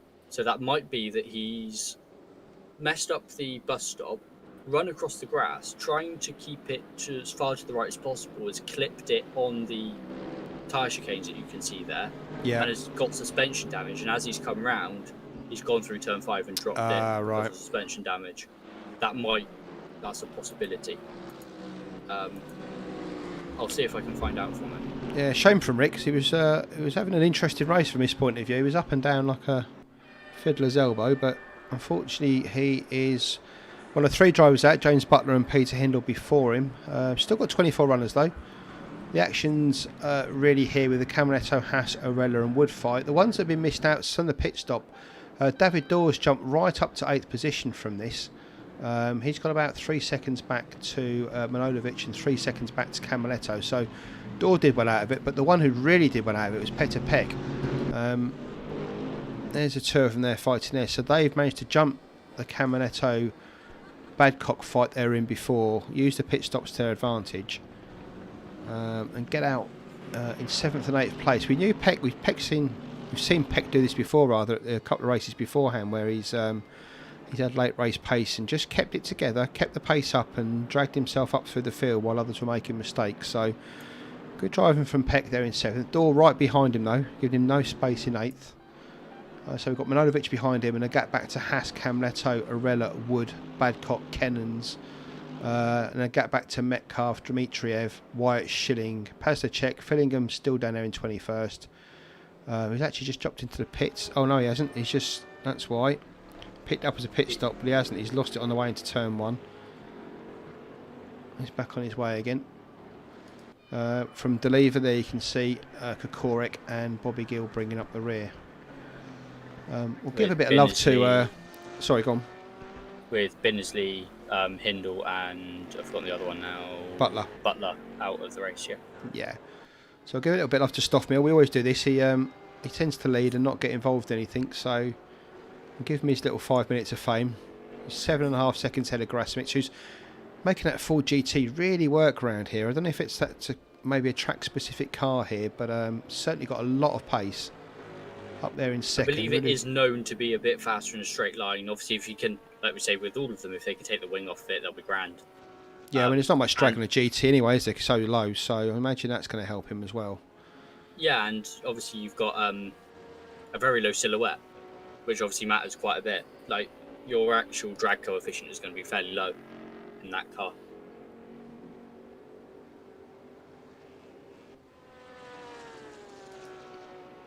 So Stoffmill out in front, 8 seconds ahead of Grasmich, as we said. Britain's further back, 22 seconds behind Stoffmill. Fabian Guide, as we saw in the YouTube chat, down into 4th now, following a very poor pit stop it must have been to drop him that far back. He's got Mole now 5 seconds behind him, with a big gap then back to Peck and Dorr. Manojlovic has jumped onto the back of those 2, so you can just see him climbing on the back of Dorr. I wonder if, because the reason they've been taking 4 tyres throughout the series so far is because taking 2 creates an imbalance front to back, and obviously that's not good. It's not ideal, and it's becomes quite easy to loop the car or get massive amounts of understeer, depending on which one you. Just want to make the point, mate. Horvath has come in now and changed his tyre, so he's dropped back down to 19th now. But I'd be interested in if that's just me seeing things or whether that was a big time jump there from Horvath. But he's back in a more relative position to where he should have been, I think, now, back in 19th. I think that's... I don't know if you've got it on your live timing director thingy that shows how many times they've been in the pits. Maybe you can have a look at that, see if that is shown. I think that's 2 pit stops. I think that's taking fuel and tyres separately. Either because he didn't select tyres the first time and now I wonder if everyone's screaming at the YouTube channel saying, he got a drive through, didn't you see it, you mug? So that might have come up and we've missed it. But obviously we didn't see that come up on our display. So he may well have got a drive through for track limits or... No, I think that is he's not set his pit stop correctly. And has been told probably by Jim and the crew chief to pit because he's only got what 5 minutes remaining before. Yes. So crew chief will give you a warning. It'll say, look, you've got 5 minutes left until we'll get a penalty for you, man, for pit stop. Take it now. And whether he's just gone, oh, bother, and jumped into the pits to make sure that he meets that requirement. So you can see now, past the 25 minutes to go, all those tyre depictions have gone from the right-hand side of the driver's name, so the pit window is closed. Butler, obviously Benazzi, Butler and Hindle have still got that graphic there, but that's because those three are out of the race and not being classified anymore, so that's why that graphic's stuck there. But riding on with Peck, door behind him, Manojlovic just trying to creep onto the back of him, a couple of seconds behind them. He's dropped Haas, who's a further 4 seconds behind him, with Arella, Wood, Badcock. Camiletto's dropped right back to 16th there, so he must have had a bit of a spin. He's dropped out of the fight there with Arella, Wood and Badcock. Just dropped back to Max Haas. He's got Arella behind him with Wood. Oh, Badcock's gone there as well, you can see behind. Look, coming together with Wood. Was that a coming together with Wood, or it looks like it was?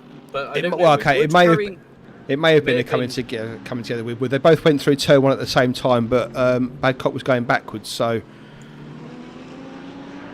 Whether that was definitely contact between the two of them. Whether that's what initiated Badcock's crash or not, I would be surprised if it wasn't, considering how close together they were. I don't imagine it was intentional at all. But considering how close together they were, I can't imagine that wasn't contact between the two. Was it Camiletto rather than Wood then that was part of that? Yes, it was. Yeah, Camiletto's dropped down to 16th, as you can see there. He's must have had something gone on earlier in the race. We must have missed it when there was a group of the. It was Arella, Wood, Kennans, and Badcock all running close together. But Arella's now pulled out a gap on Wood, Kennans. You saw Badcock had that error. Metcalf up to 14th now. Dimitriev, who we saw had that spin very early on in the race, he's up to 15th, in front of Camiletto.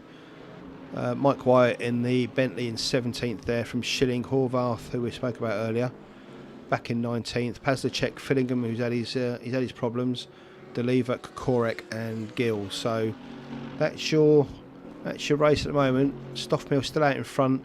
Grasmich keeping him honest, but he's still got a 10-second lead over him. Another 10 seconds back to Britton, who's got 10 seconds over Geed, who's got 5 seconds over Mole. So those first 5 are pretty much stretched out, and are probably just waiting for each other to make mistakes. But because they're top 5, that's unlikely to happen, I thought, because they are fairly consistent drivers up there. Then there's a gap back to Peck in 6th, who's got Dorr right behind him. Manojlovic, Haas and Arella that you're watching here.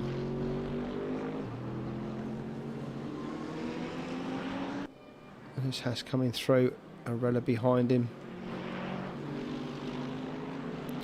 Ralph Arella really want to put some points on the board here. He's doing well in the championship, but he really want to jump up the rankings here and not let the people ahead of him get away here.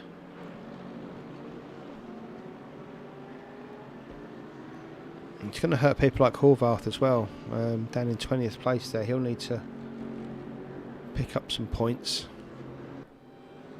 And Greg Metcalf as well. So, a few out of place drivers here. But the one that isn't out of place, Stoffmill up the front there. As always in that Callaway Corvette. I think he's led every lap apart from the pit stops in the series so far. And that's some record. So Stoffmill leads Gerasimic, Britton, Geed and Mole. Just watching Ralph Arella here, behind Max Haas.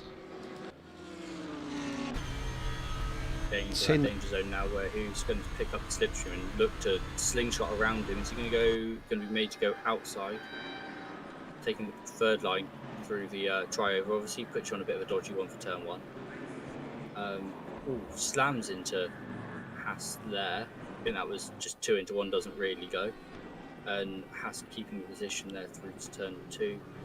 And looks like he's got enough distance there in turn 3 to not really be an issue for for Haas.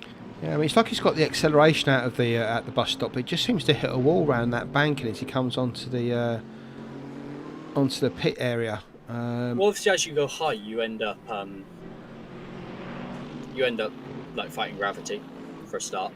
Yeah. And then you've got drag, and all those other things that go on with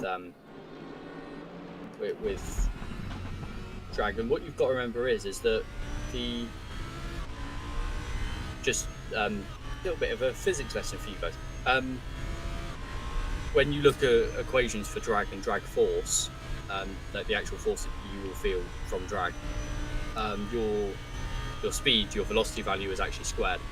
So for every 2 mile an hour, so for every 2 meters a second you are faster, you are experiencing 4 times the force of somebody else, of the other person.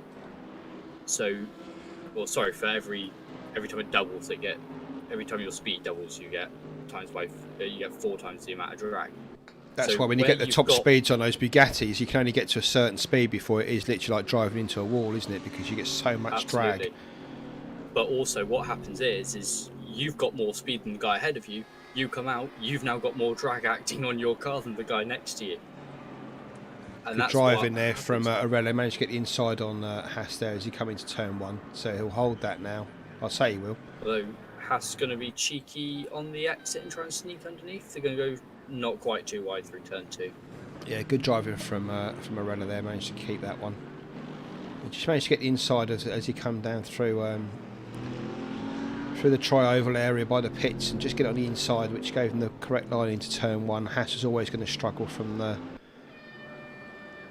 higher up the banking as he dropped down there. But fair play, he gave it a go. I give it a red hot go. That's what we like to see. And this is okay. We've had a few instances at turn 1 because of the nature of turn 1, but this is what we've been seeing from, particularly at the bus stop as well, from like Cameletta and the guys. Good, hard, fair racing, and that's what we come here for, and that's what these guys come here for. That's why we come to RRLeagues, because we had the incident obviously last week with Visar and Britain, and they've both been punished for their parts in that. There are consequences, and for the most part, we don't need to use those consequences. You see Haas going to the outside. Wow, great driving from Max Haas there around the outside of RRLeagues. I'm a little bit confused because we thought that car was running more wing. Yeah, and I was just thinking exactly the same thing. How has he got that speed? Because I'm pretty sure you'll soon see RRLeagues up alongside him. It is just a slipstream. The only thing you could do is you can go higher through the banking, and then as you come off of the banking, you obviously pick up more speed because you run more downhill. Yeah. That happens. That's a thing. It's physics again. Haas not making the same mistake this time and kept it on the low there, and not allow Manavrovic hassing to go around the outside there and not really making it work.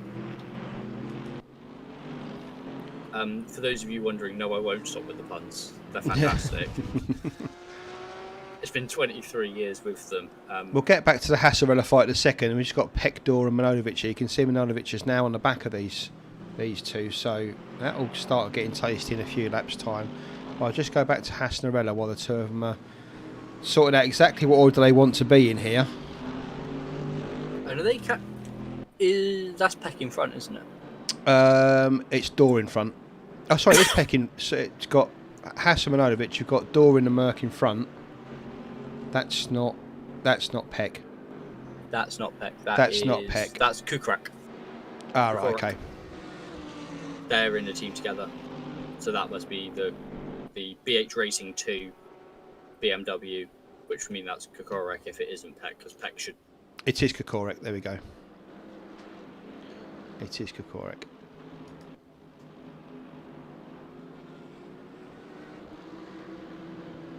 So we're back on board with Haas here, with RRLeagues right behind him. Let's see how we play out on this time.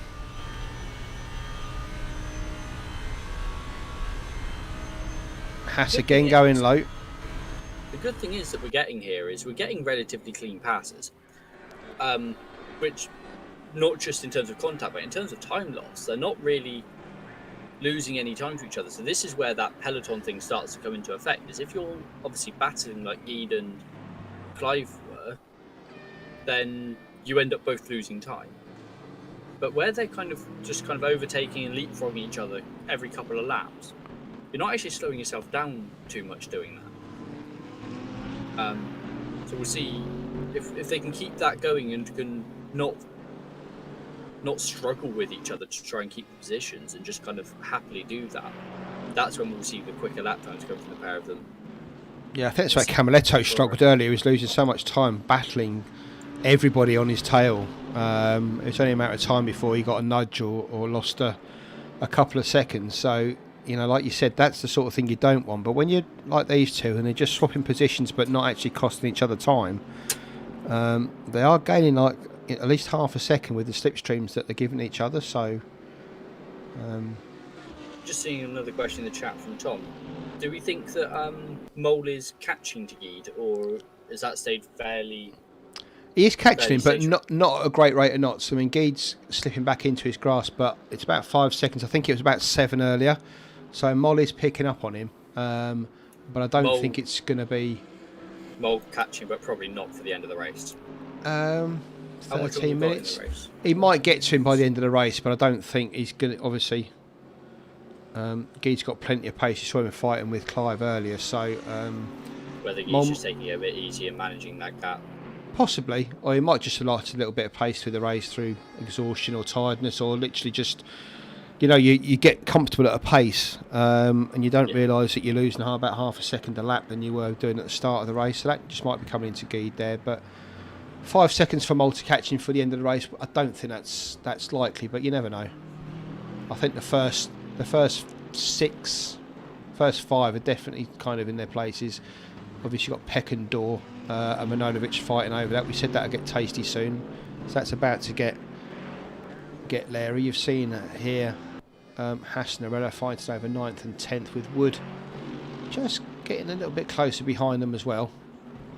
You've got a big gap back then to Kennans, Badcock, Metcalf, Dmitriev, Camaletto, Wyatt and Pavlicek.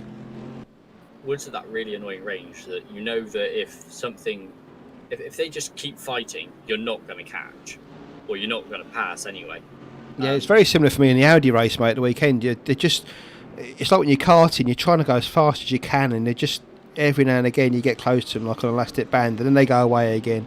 And there's nothing more frustrating when you are literally driving your heart out and you just can't close the gap enough to get on the back of them. Because once Wood gets in the slipstream, he'll be all right, but he just can't get into that second. But that's why he'll be annoyed. He is in the slipstream. He is close enough that he will be getting a slipstream, but it will be kind of like, I'm going a couple of kilometres an hour faster than I was going through here. It's appreciable. It's just not enough. Enough, yeah. You're kind of in that range of, we kind of talk about, people talk about kind of being in slipstream range and then being in tow range. One obviously being you're kind of being hinted at being pulled along, and one is you getting that slingshot effect, like we can see Arella around the outside of Haas. I just wonder if Arella here is selling Haas a story. He keeps going to the outside, and I just wonder he's going to put it right down low on the next lap. I know you've got to keep it off the yellow marking, but I just wonder if he's got to go that low to get it underneath Haas, and maybe then push him back up the banking. That's certainly the sort of thing. If I had Arella's pace and I was being stuck behind Haas like this, I think that's what I might try. Take 3 or 4 laps to sell him a story of going around the outside, then really drop it down low to get underneath him. I mean, I'm not being funny, but Arella must be kicking himself letting Haas get through at the bus stop a few laps ago, because he'd made the pass, he'd done the hard work, and Haas just came straight back at him the same lap and got through him at the bus stop. So I think it's more Arella trying to manage his own lap times. I think Arella is getting the draft, obviously, getting the slipstream, getting up there, and kind of going, well, I don't want to back off and come back into the slipstream, because I'm not going to do anything like that. If anything, I'm just going to push him, or it leads to the opportunity of accidents. So if I just stay wide, I can brake how and when I want. I can. Oh, mistake there from Haas through there.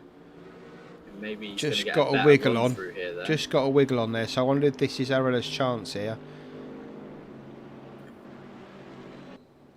to be honest, I'm not clever enough to know what's going through Arella's mind. We have a nickname for him, Stella Arella.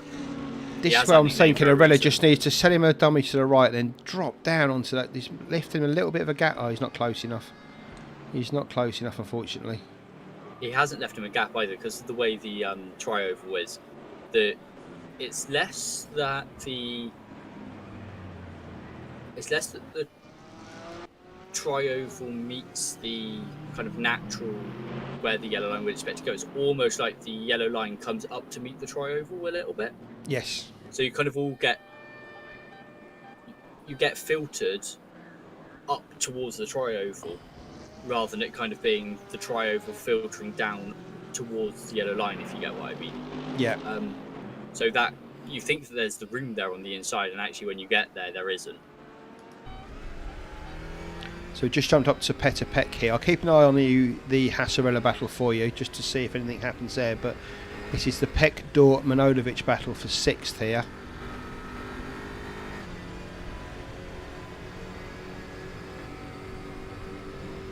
All these guys very experienced running together. Through turn 9.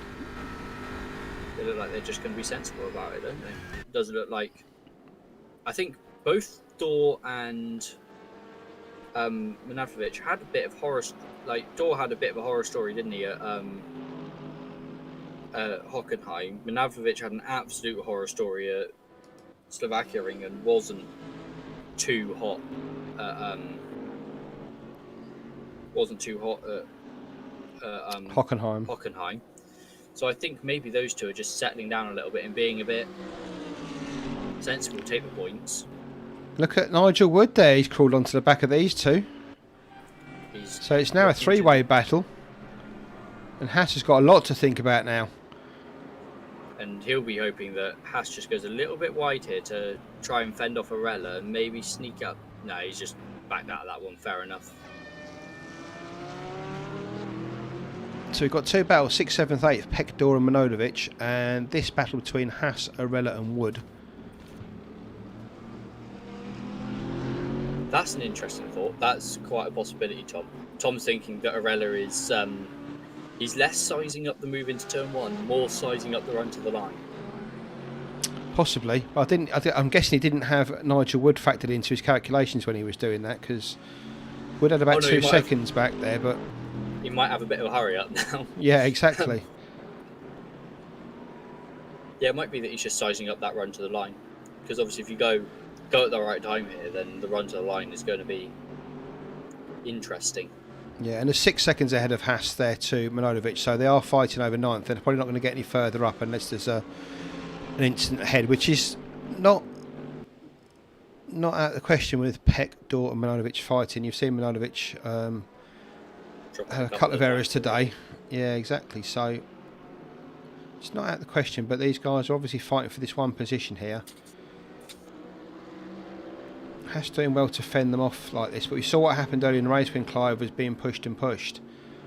It does just lead to the odd mistake creeping in, because you've got to keep up such a high level of driving to keep your pace, keep your speed, and also keep 2 very quick drivers behind you. So Wood goes up high. Yeah. And with the nature of the track being high speed, you end up, if you're the lead car, having to run almost like a perfect race. You've got to make sure you hit every apex so that you're far enough away that the guy can't just drag past you. That gap, the fight, Peck and Dor and Manojlovic. Manojlovic has just dropped about 1.5 seconds back, so it's just now Peck and Dor fighting over that one. Unless Manojlovic can climb up in the last 5 minutes of the race. But this is where Haas, Arella and Wood have been fighting for, seems like about 20 minutes now. Might even be longer than that over this position. So, well, these guys were all in this sort of group, weren't they, when it was the 6-7 car train with Camaletto and all of that in it. So interesting to see that group is kind of fragmented, is now kind of a bit everywhere, really, aren't they? None of them, these 3 are the kind of 3 that have stuck together, but the others have kind of, there's a couple ahead, there's a couple behind now. Yeah, at one point we had Manojlovic, Camaletto, Haas, Wood, Badcock, Kennans all together, didn't we? But you're right, they've all sort of gone their own way. But these guys, obviously Manojovich has shot off into the battle ahead, but these guys managed to keep that battle going. Haas, Arella and Wood. Haas in the Audi R8, Arella in the Mercedes AMG, and Nigel Wood in the... I think he's in the AMG as well, isn't he? Wood? He's not in the SLS, is he? Oh, he is in the SLS. He's Wood's in the SLS. Camaretto's teammate, wasn't he? Yeah. In the 125-year anniversary livery. So the SLS ran in 2015. Remember? 2015. 2015. So Haas and Arella just rubbing door mirrors there. Wood just watching from the back, just seeing what happens. Unfortunately for him, nothing this time.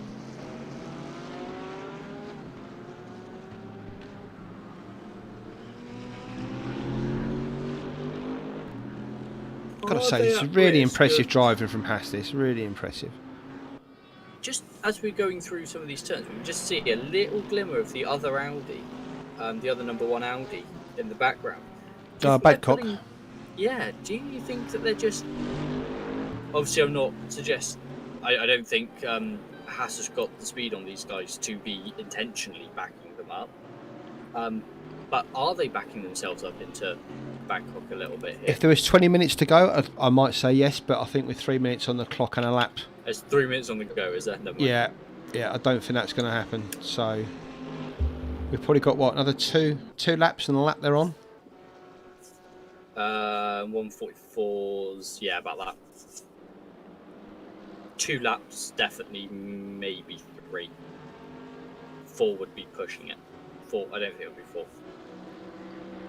Well, Stoffmill's about a minute ahead of this battle, so 3. Yeah, definitely 3. So Haas has just given himself a little bit of air here over Arella. Wood hasn't got the same comfort though. He's got Nigel Wood right up his chuff.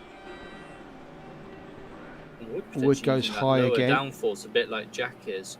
You see, he's still gaining on Arella there through as he goes higher as well. Oh, Arella's being hung out dry here a little bit. Haas liking that tighter line. He must have hit that tyre bundle in practice. He seems to know exactly where it is. That's the safest way to know where your apex is, isn't it? Run it over during practice a couple of times. You see them coming up on lap traffic. Is that Schilling off in the distance in front of them? Is it the Porsche? It's definitely a Porsche.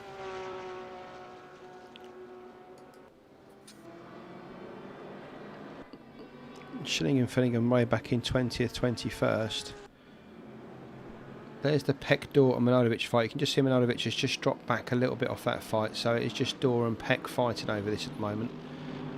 Manojovich is not out of it, but he needs to make a little bit of ground to come into this. Tom's clearly been keeping an eye on that Mole Geed battle. Apparently they're quite close together now. What's the timing saying? Well, there's Geed. Mole's 2.5 seconds back, so that's come down about. Well, they've about half that gap. Yeah, I thought he might have caught on it about 10 minutes ago. But I thought it might have caught him by the end of the race, which he kind of almost has, but I don't think that Andre's going to have the chance to pick up that 4th place, unfortunately. No, I don't think that's going to be. I think that's going to be one of those close but no cigar sort of moments.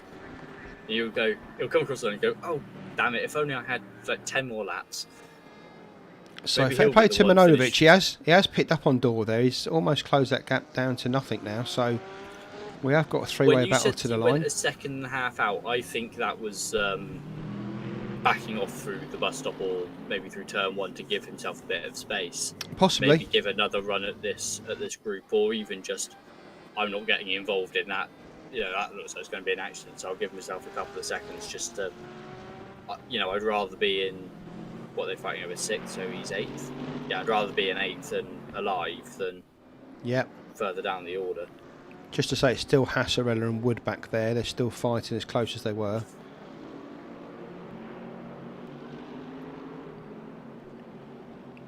Clock's just going to tick out here. That's the clock up. We'll just see where Stoffmill is on track. Turn 2. Not turn 2, sorry. Yeah, turn 3. International Horseshoe, yeah. So they'll have this lap and one more for these guys. You see Milanovic has dropped again a little bit back off of a door here. So it's just going to be these two to the line. They've got this and one more, as I say. And I think if Door's going to make a move, he's going to have to do it either this turn 1 or maybe into the bus stop on the next lap, maybe. Or set himself up for the run to the line.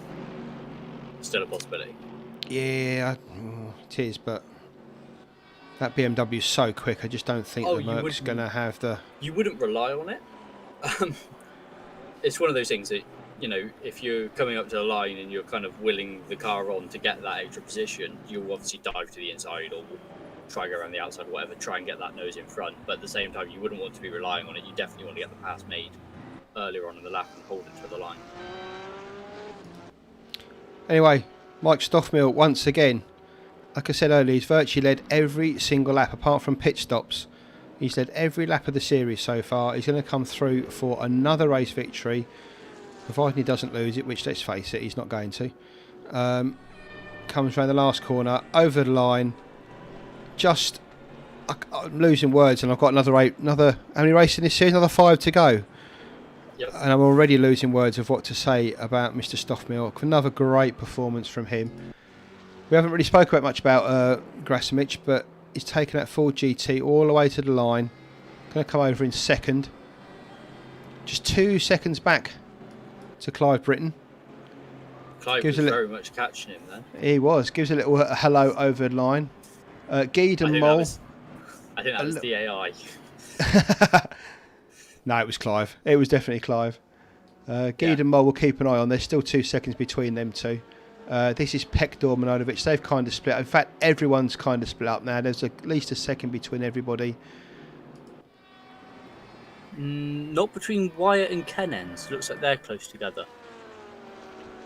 So Mole finishes 4th. Geed's 5th. Peck's going to bring home 6th position.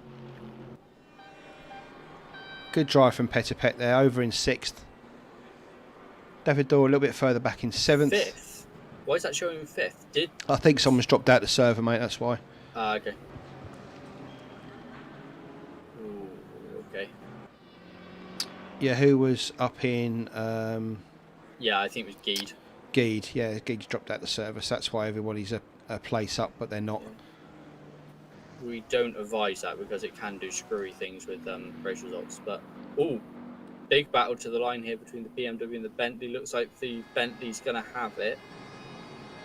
Big White legs and on Kennens. that Bentley. Yeah, White and Kennens there, bringing it over the line. Big legs on that Bentley. That's Dimitriev. I think they've all been lapped now. I think that's race over. So let's give you a rundown. Stoffmill, Grasimic, Britton. It was Fabian Geed in 4th. It's showing Mole there, but Geed's no longer in the server. There we go. There's the results. Stoffmill, fastest lap, race winner, pole position. All the cherries up yet again.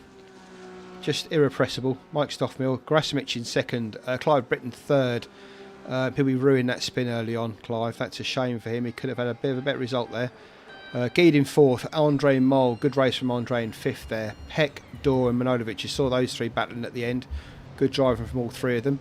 Arella, Wood, Badcock. Where's Haas gone? Has Haas dropped out? Haas. It was Haas, Arella and Wood, but Haas has disappeared. I think Haas kept it over Arella and Wood, so that would be 8, 9, 10. Badcock, Metcalf, Camaletto, Wyatt, Kennens, Dimitriev, Pazlicek, Robert Horvath disappointing down there in 18th. Schilling 19th. Another disappointing race from Simon Fillingham in 20th. Deliver 21st, Kokorek 22nd, Bobby Gill there 23rd, and Haas is down as a DNF there, but I'm pretty sure that's because he dropped out of the server. I'm fairly sure he completed the race.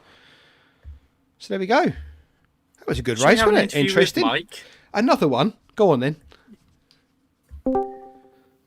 Mike, you're very well trained, jumping in the waiting room before I even had a chance to tag you this week. I mean, I was finished, so I was just waiting, Ryan.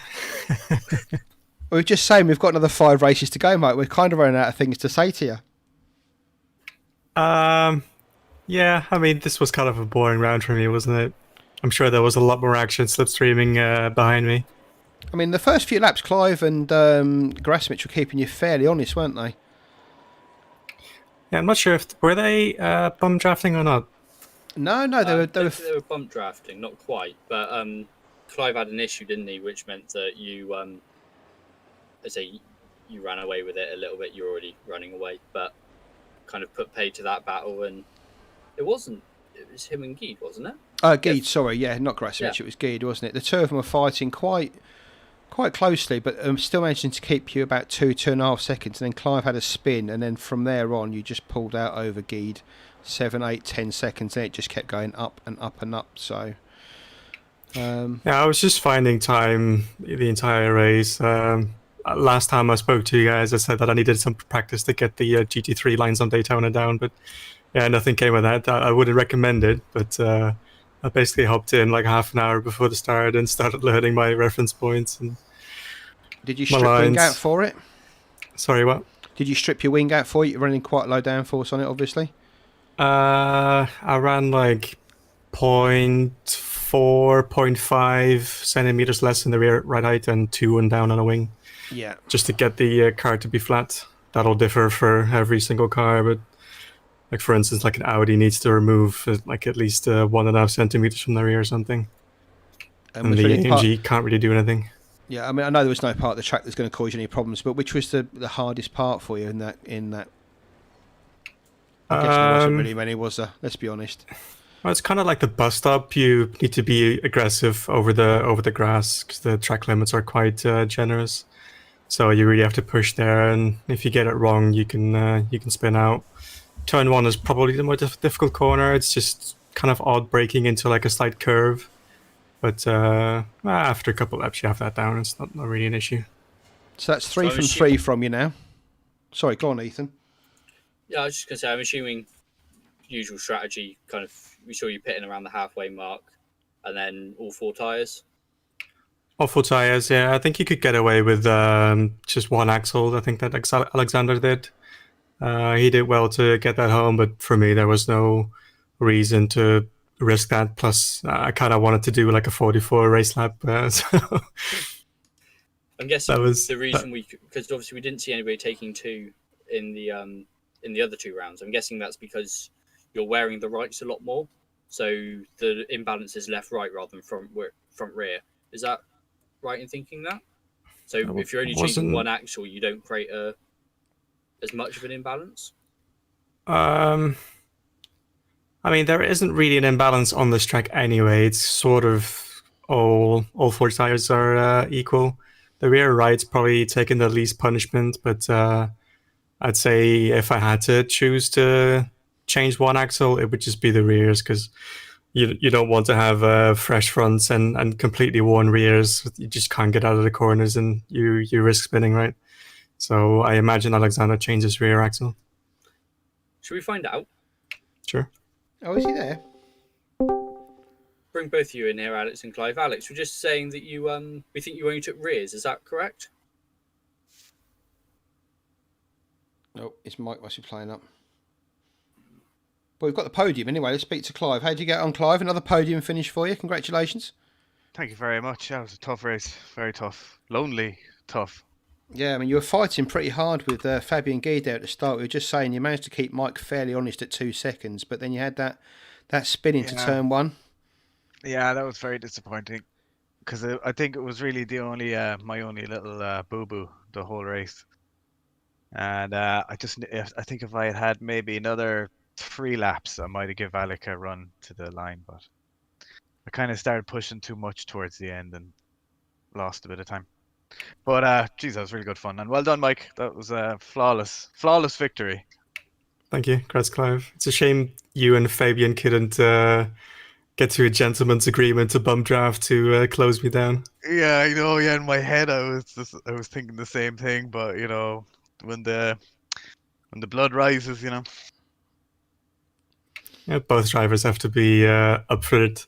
Yeah, If one is in the mood to attack or defend, then it just doesn't work. It's just so hard to communicate when you're on track as well. Is that really an option with the GT3 cars, Mike? Can you actually bump draft these around here? Oh, absolutely, yeah. Yeah, because at one point, Andre and Emmanuel were in front of me, and I got in behind Andre, and we kind of both went past Emmanuel. I And mean, it definitely worked. we did that race club event, bumping Zolders round here on the Yeah, around the super speedway. I'm that pretty was sure fun. if the Zondas can bump anything, will. But Yeah, it definitely worked. four tires for you as well, Clive. Yeah, I was all the way driving down the pit lane. I was thinking about taking it off, maybe the front or the back, and I really wish I had. I think you would have Alexander, been. you there? Oh, you're lighting up. We can see you lighting up, so something's working. We just can't get your mic in. Yeah. Oh, Well it's a done, shame. We'd Alex. like Anyway, to, as we'd long like as to you can speak hear to me. him. But Who's, yeah, it's a great race. What were you running in terms of setup, Clive? I can imagine you've been doing hours and hours and hours around this track. As soon as you on the podium last time, you were chatting about how much of a Daytona expert you were. I'm assuming you were running no wing, I only took complete negative rake, all that sort of stuff. two clicks off the wing, and apart from that, it was default setup. Fair enough. Yeah. I How just was watching. it? Was it? Hmm? I was just watching the chat in the Discord here, and everyone's saying how they're in a battle and they're apologising if they got in anyone's way. But I have to say, from our point of view, commentating, that was probably one of the cleanest. There's a few incidents here and there, but it was the cleanest battle of really close racing that I think we've seen for some time. And we do see some clean stuff anyway. But that was really good to watch today. Really good. Oh, that's really good. That's really good. Yeah, I didn't see any shenanigans at all. I imagine in the mid pack it must have been amazing to slipstream each other, try and strategize a little bit, play a bit of like cat and mouse. Yeah, Oh, I mean, Mike, you'll see you it in got- you'll see it in the stream, but I think the six of you, back to Andre Molland to Nemanja when he had his little spin, the six of you are pulled clear, and then Jack Camaretto had about a train of about 10 cars behind him, and literally they were all covered about half a second by each one. And that was a lot of fun to watch as they were going through every corner, every straight. They're all over each other. But apart from a little bit of like bumping here and there was nothing really that you could say was unfair or anything like that. It was really good, really clean racing. Oh, Yeah, I that's great. was listening to Jack in the background. His dulcet tones. He was commentating his train that he had behind him, the Thule Yeah. train. It's a really good job your car doesn't have any sponsors on it, Mike. Otherwise, you'd be getting some angry letters in the post, and we would too about the fact that we don't show you very much, and there's not getting a lot of telly time going on. Because I mean, there's nothing to see, so it doesn't really matter, right? well, We keep giving you a bit of love every now and again, but we just feel like we're not doing you the service you deserve. Like I said, considering you virtually led every lap of the series so far, apart from the odd pit stop here and there, I just don't feel we give you enough love. So if we can do that in the commentary box afterwards, I'd much prefer that, and I really appreciate you coming in and giving us the time you do. So thank you. No worries. It's good to see again the respect between everybody around the track as well. Just everybody, like you say, there was some serious cat and mouse going on, and we saw a number of times because the pack that Jack had kind of fragmented, didn't it, a little bit, where we had Jack, Jack Badcock, and I can't remember who now. There was Nigel And Wood, then- there was Arella, everyone was involved in that. But weren't we they, had at some about a point? second gap, didn't we? 2 seconds between Yeah. kind of the front and the back end of that pack. Yeah. And you'd see them all coming. Like you see the first lot coming to the bus stop, and they'd be. They weren't actually three wide, but you could see them all fan out into different lines and then all come back together. And then as they're about to come back together, you see the guys behind them all fan out. They're just going, "Oh God, they're going to cause an accident." I mean, we're about an hour and a half into the race, and they're going 4 wide into turn 1. So this isn't at the start of the race. This is near the end of the race. It was really good to watch. Absolutely, and like we say, really good. I can imagine a few of the guys in the nicest way. I said it at the time, in the nicest way possible. I'm sure some. Rick Binsley was in that battle, wasn't he? And he binned it a little bit. Yeah, lost it. And I'm sure some of them were really glad for that because it meant that it kind of broke that battle up a little bit. And then obviously similar to you, Mike, just people then running on their own near the end. Was it again? Any issues with lap traffic for any of you guys? We didn't see an awful lot of lapping going on, so we didn't notice it. All good. No, everyone kind of got out of the way quite cleverly, just going up the bank a bit or leaving me room on the inside of turn 1. I think Robert had a little bit of an oopsie where he came onto the banking while I was there, but after he recovered from a spin, but I was no problem. I saw he was recovering, so I just went a bit higher up the bank to give him some room. It was no problem. Actually, the Good. boss man, Cy Can Gillingham, got a little squirrely through the bus stop. Oh, Alec has got his mic working. hey guys, do you hear me? Hey, well done. Alex. Congratulations, man. Second place. Good job. Yeah, thank you. Very good race for me. It didn't have like any problems at all. Were you, That Ford looked very quick on the straights, mate. You must have been loving that car today. Yeah, finally suitable track for me, so I was happy. Well, Did it's you, actually go on. Go on. No, you go. Actually, I wanted to say that the BMW I had behind me in the first part of the race was actually, I don't think I had any advantage over it on the straights. So he was almost overtaking me several times before T1. But this car is definitely better at this track than some others, like the ones we had before. Was your obviously you were in P4 before the pit stops and kind of stayed out a little bit longer. Obviously, we've seen you run very deep into the last couple of races, on the old fuel run. Yeah. Was it? We're sure Guy dropped back, and we're not entirely sure why that was. But obviously, you kind of came to the fore as Guy pitted. Was that you doing some trickery with only taking 2 tires, or did you take 4 tires and just had pace? You mean today? Yeah. Yeah, I only took rear tires. I was thinking about maybe I will or maybe I will not take only 2 tires. I will decide it during the race.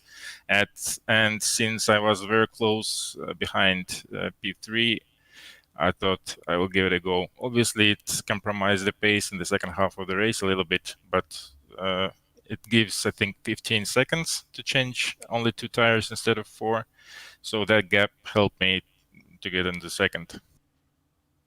That explains that gap then you had between Guide, I guess, because we thought Guide had possibly made an error in the pit stop, because he obviously changed 4 tyres where you just took the 2. So I still think he made an error, because he did. The Irishman that we've got in chat, he was behind Guy going into the pit stops by quite a way.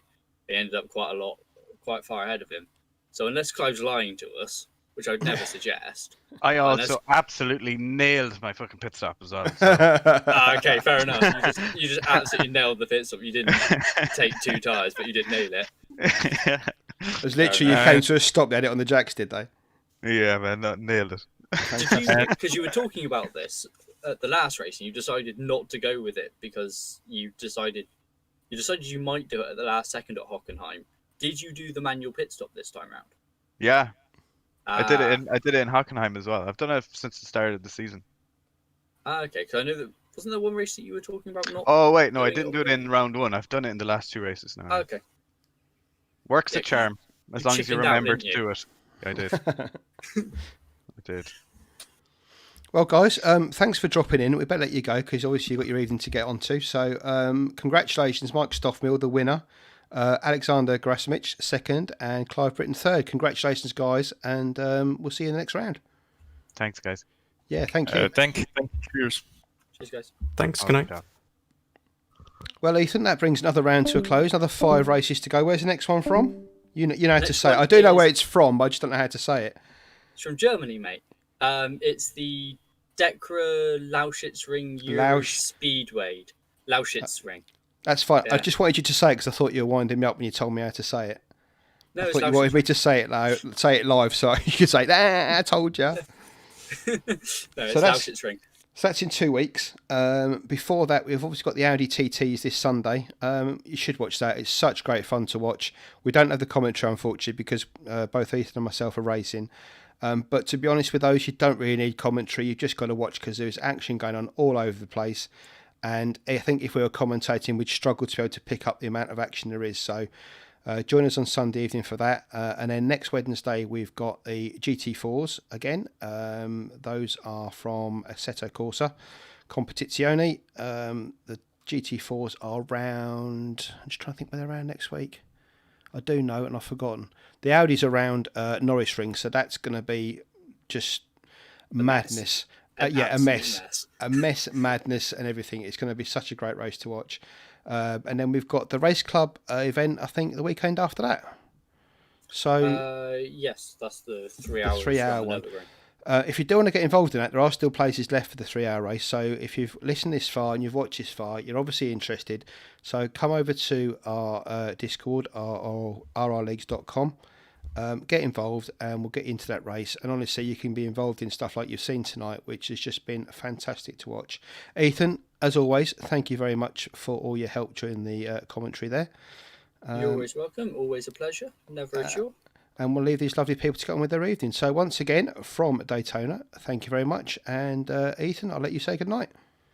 Good night. Good night. And we're out.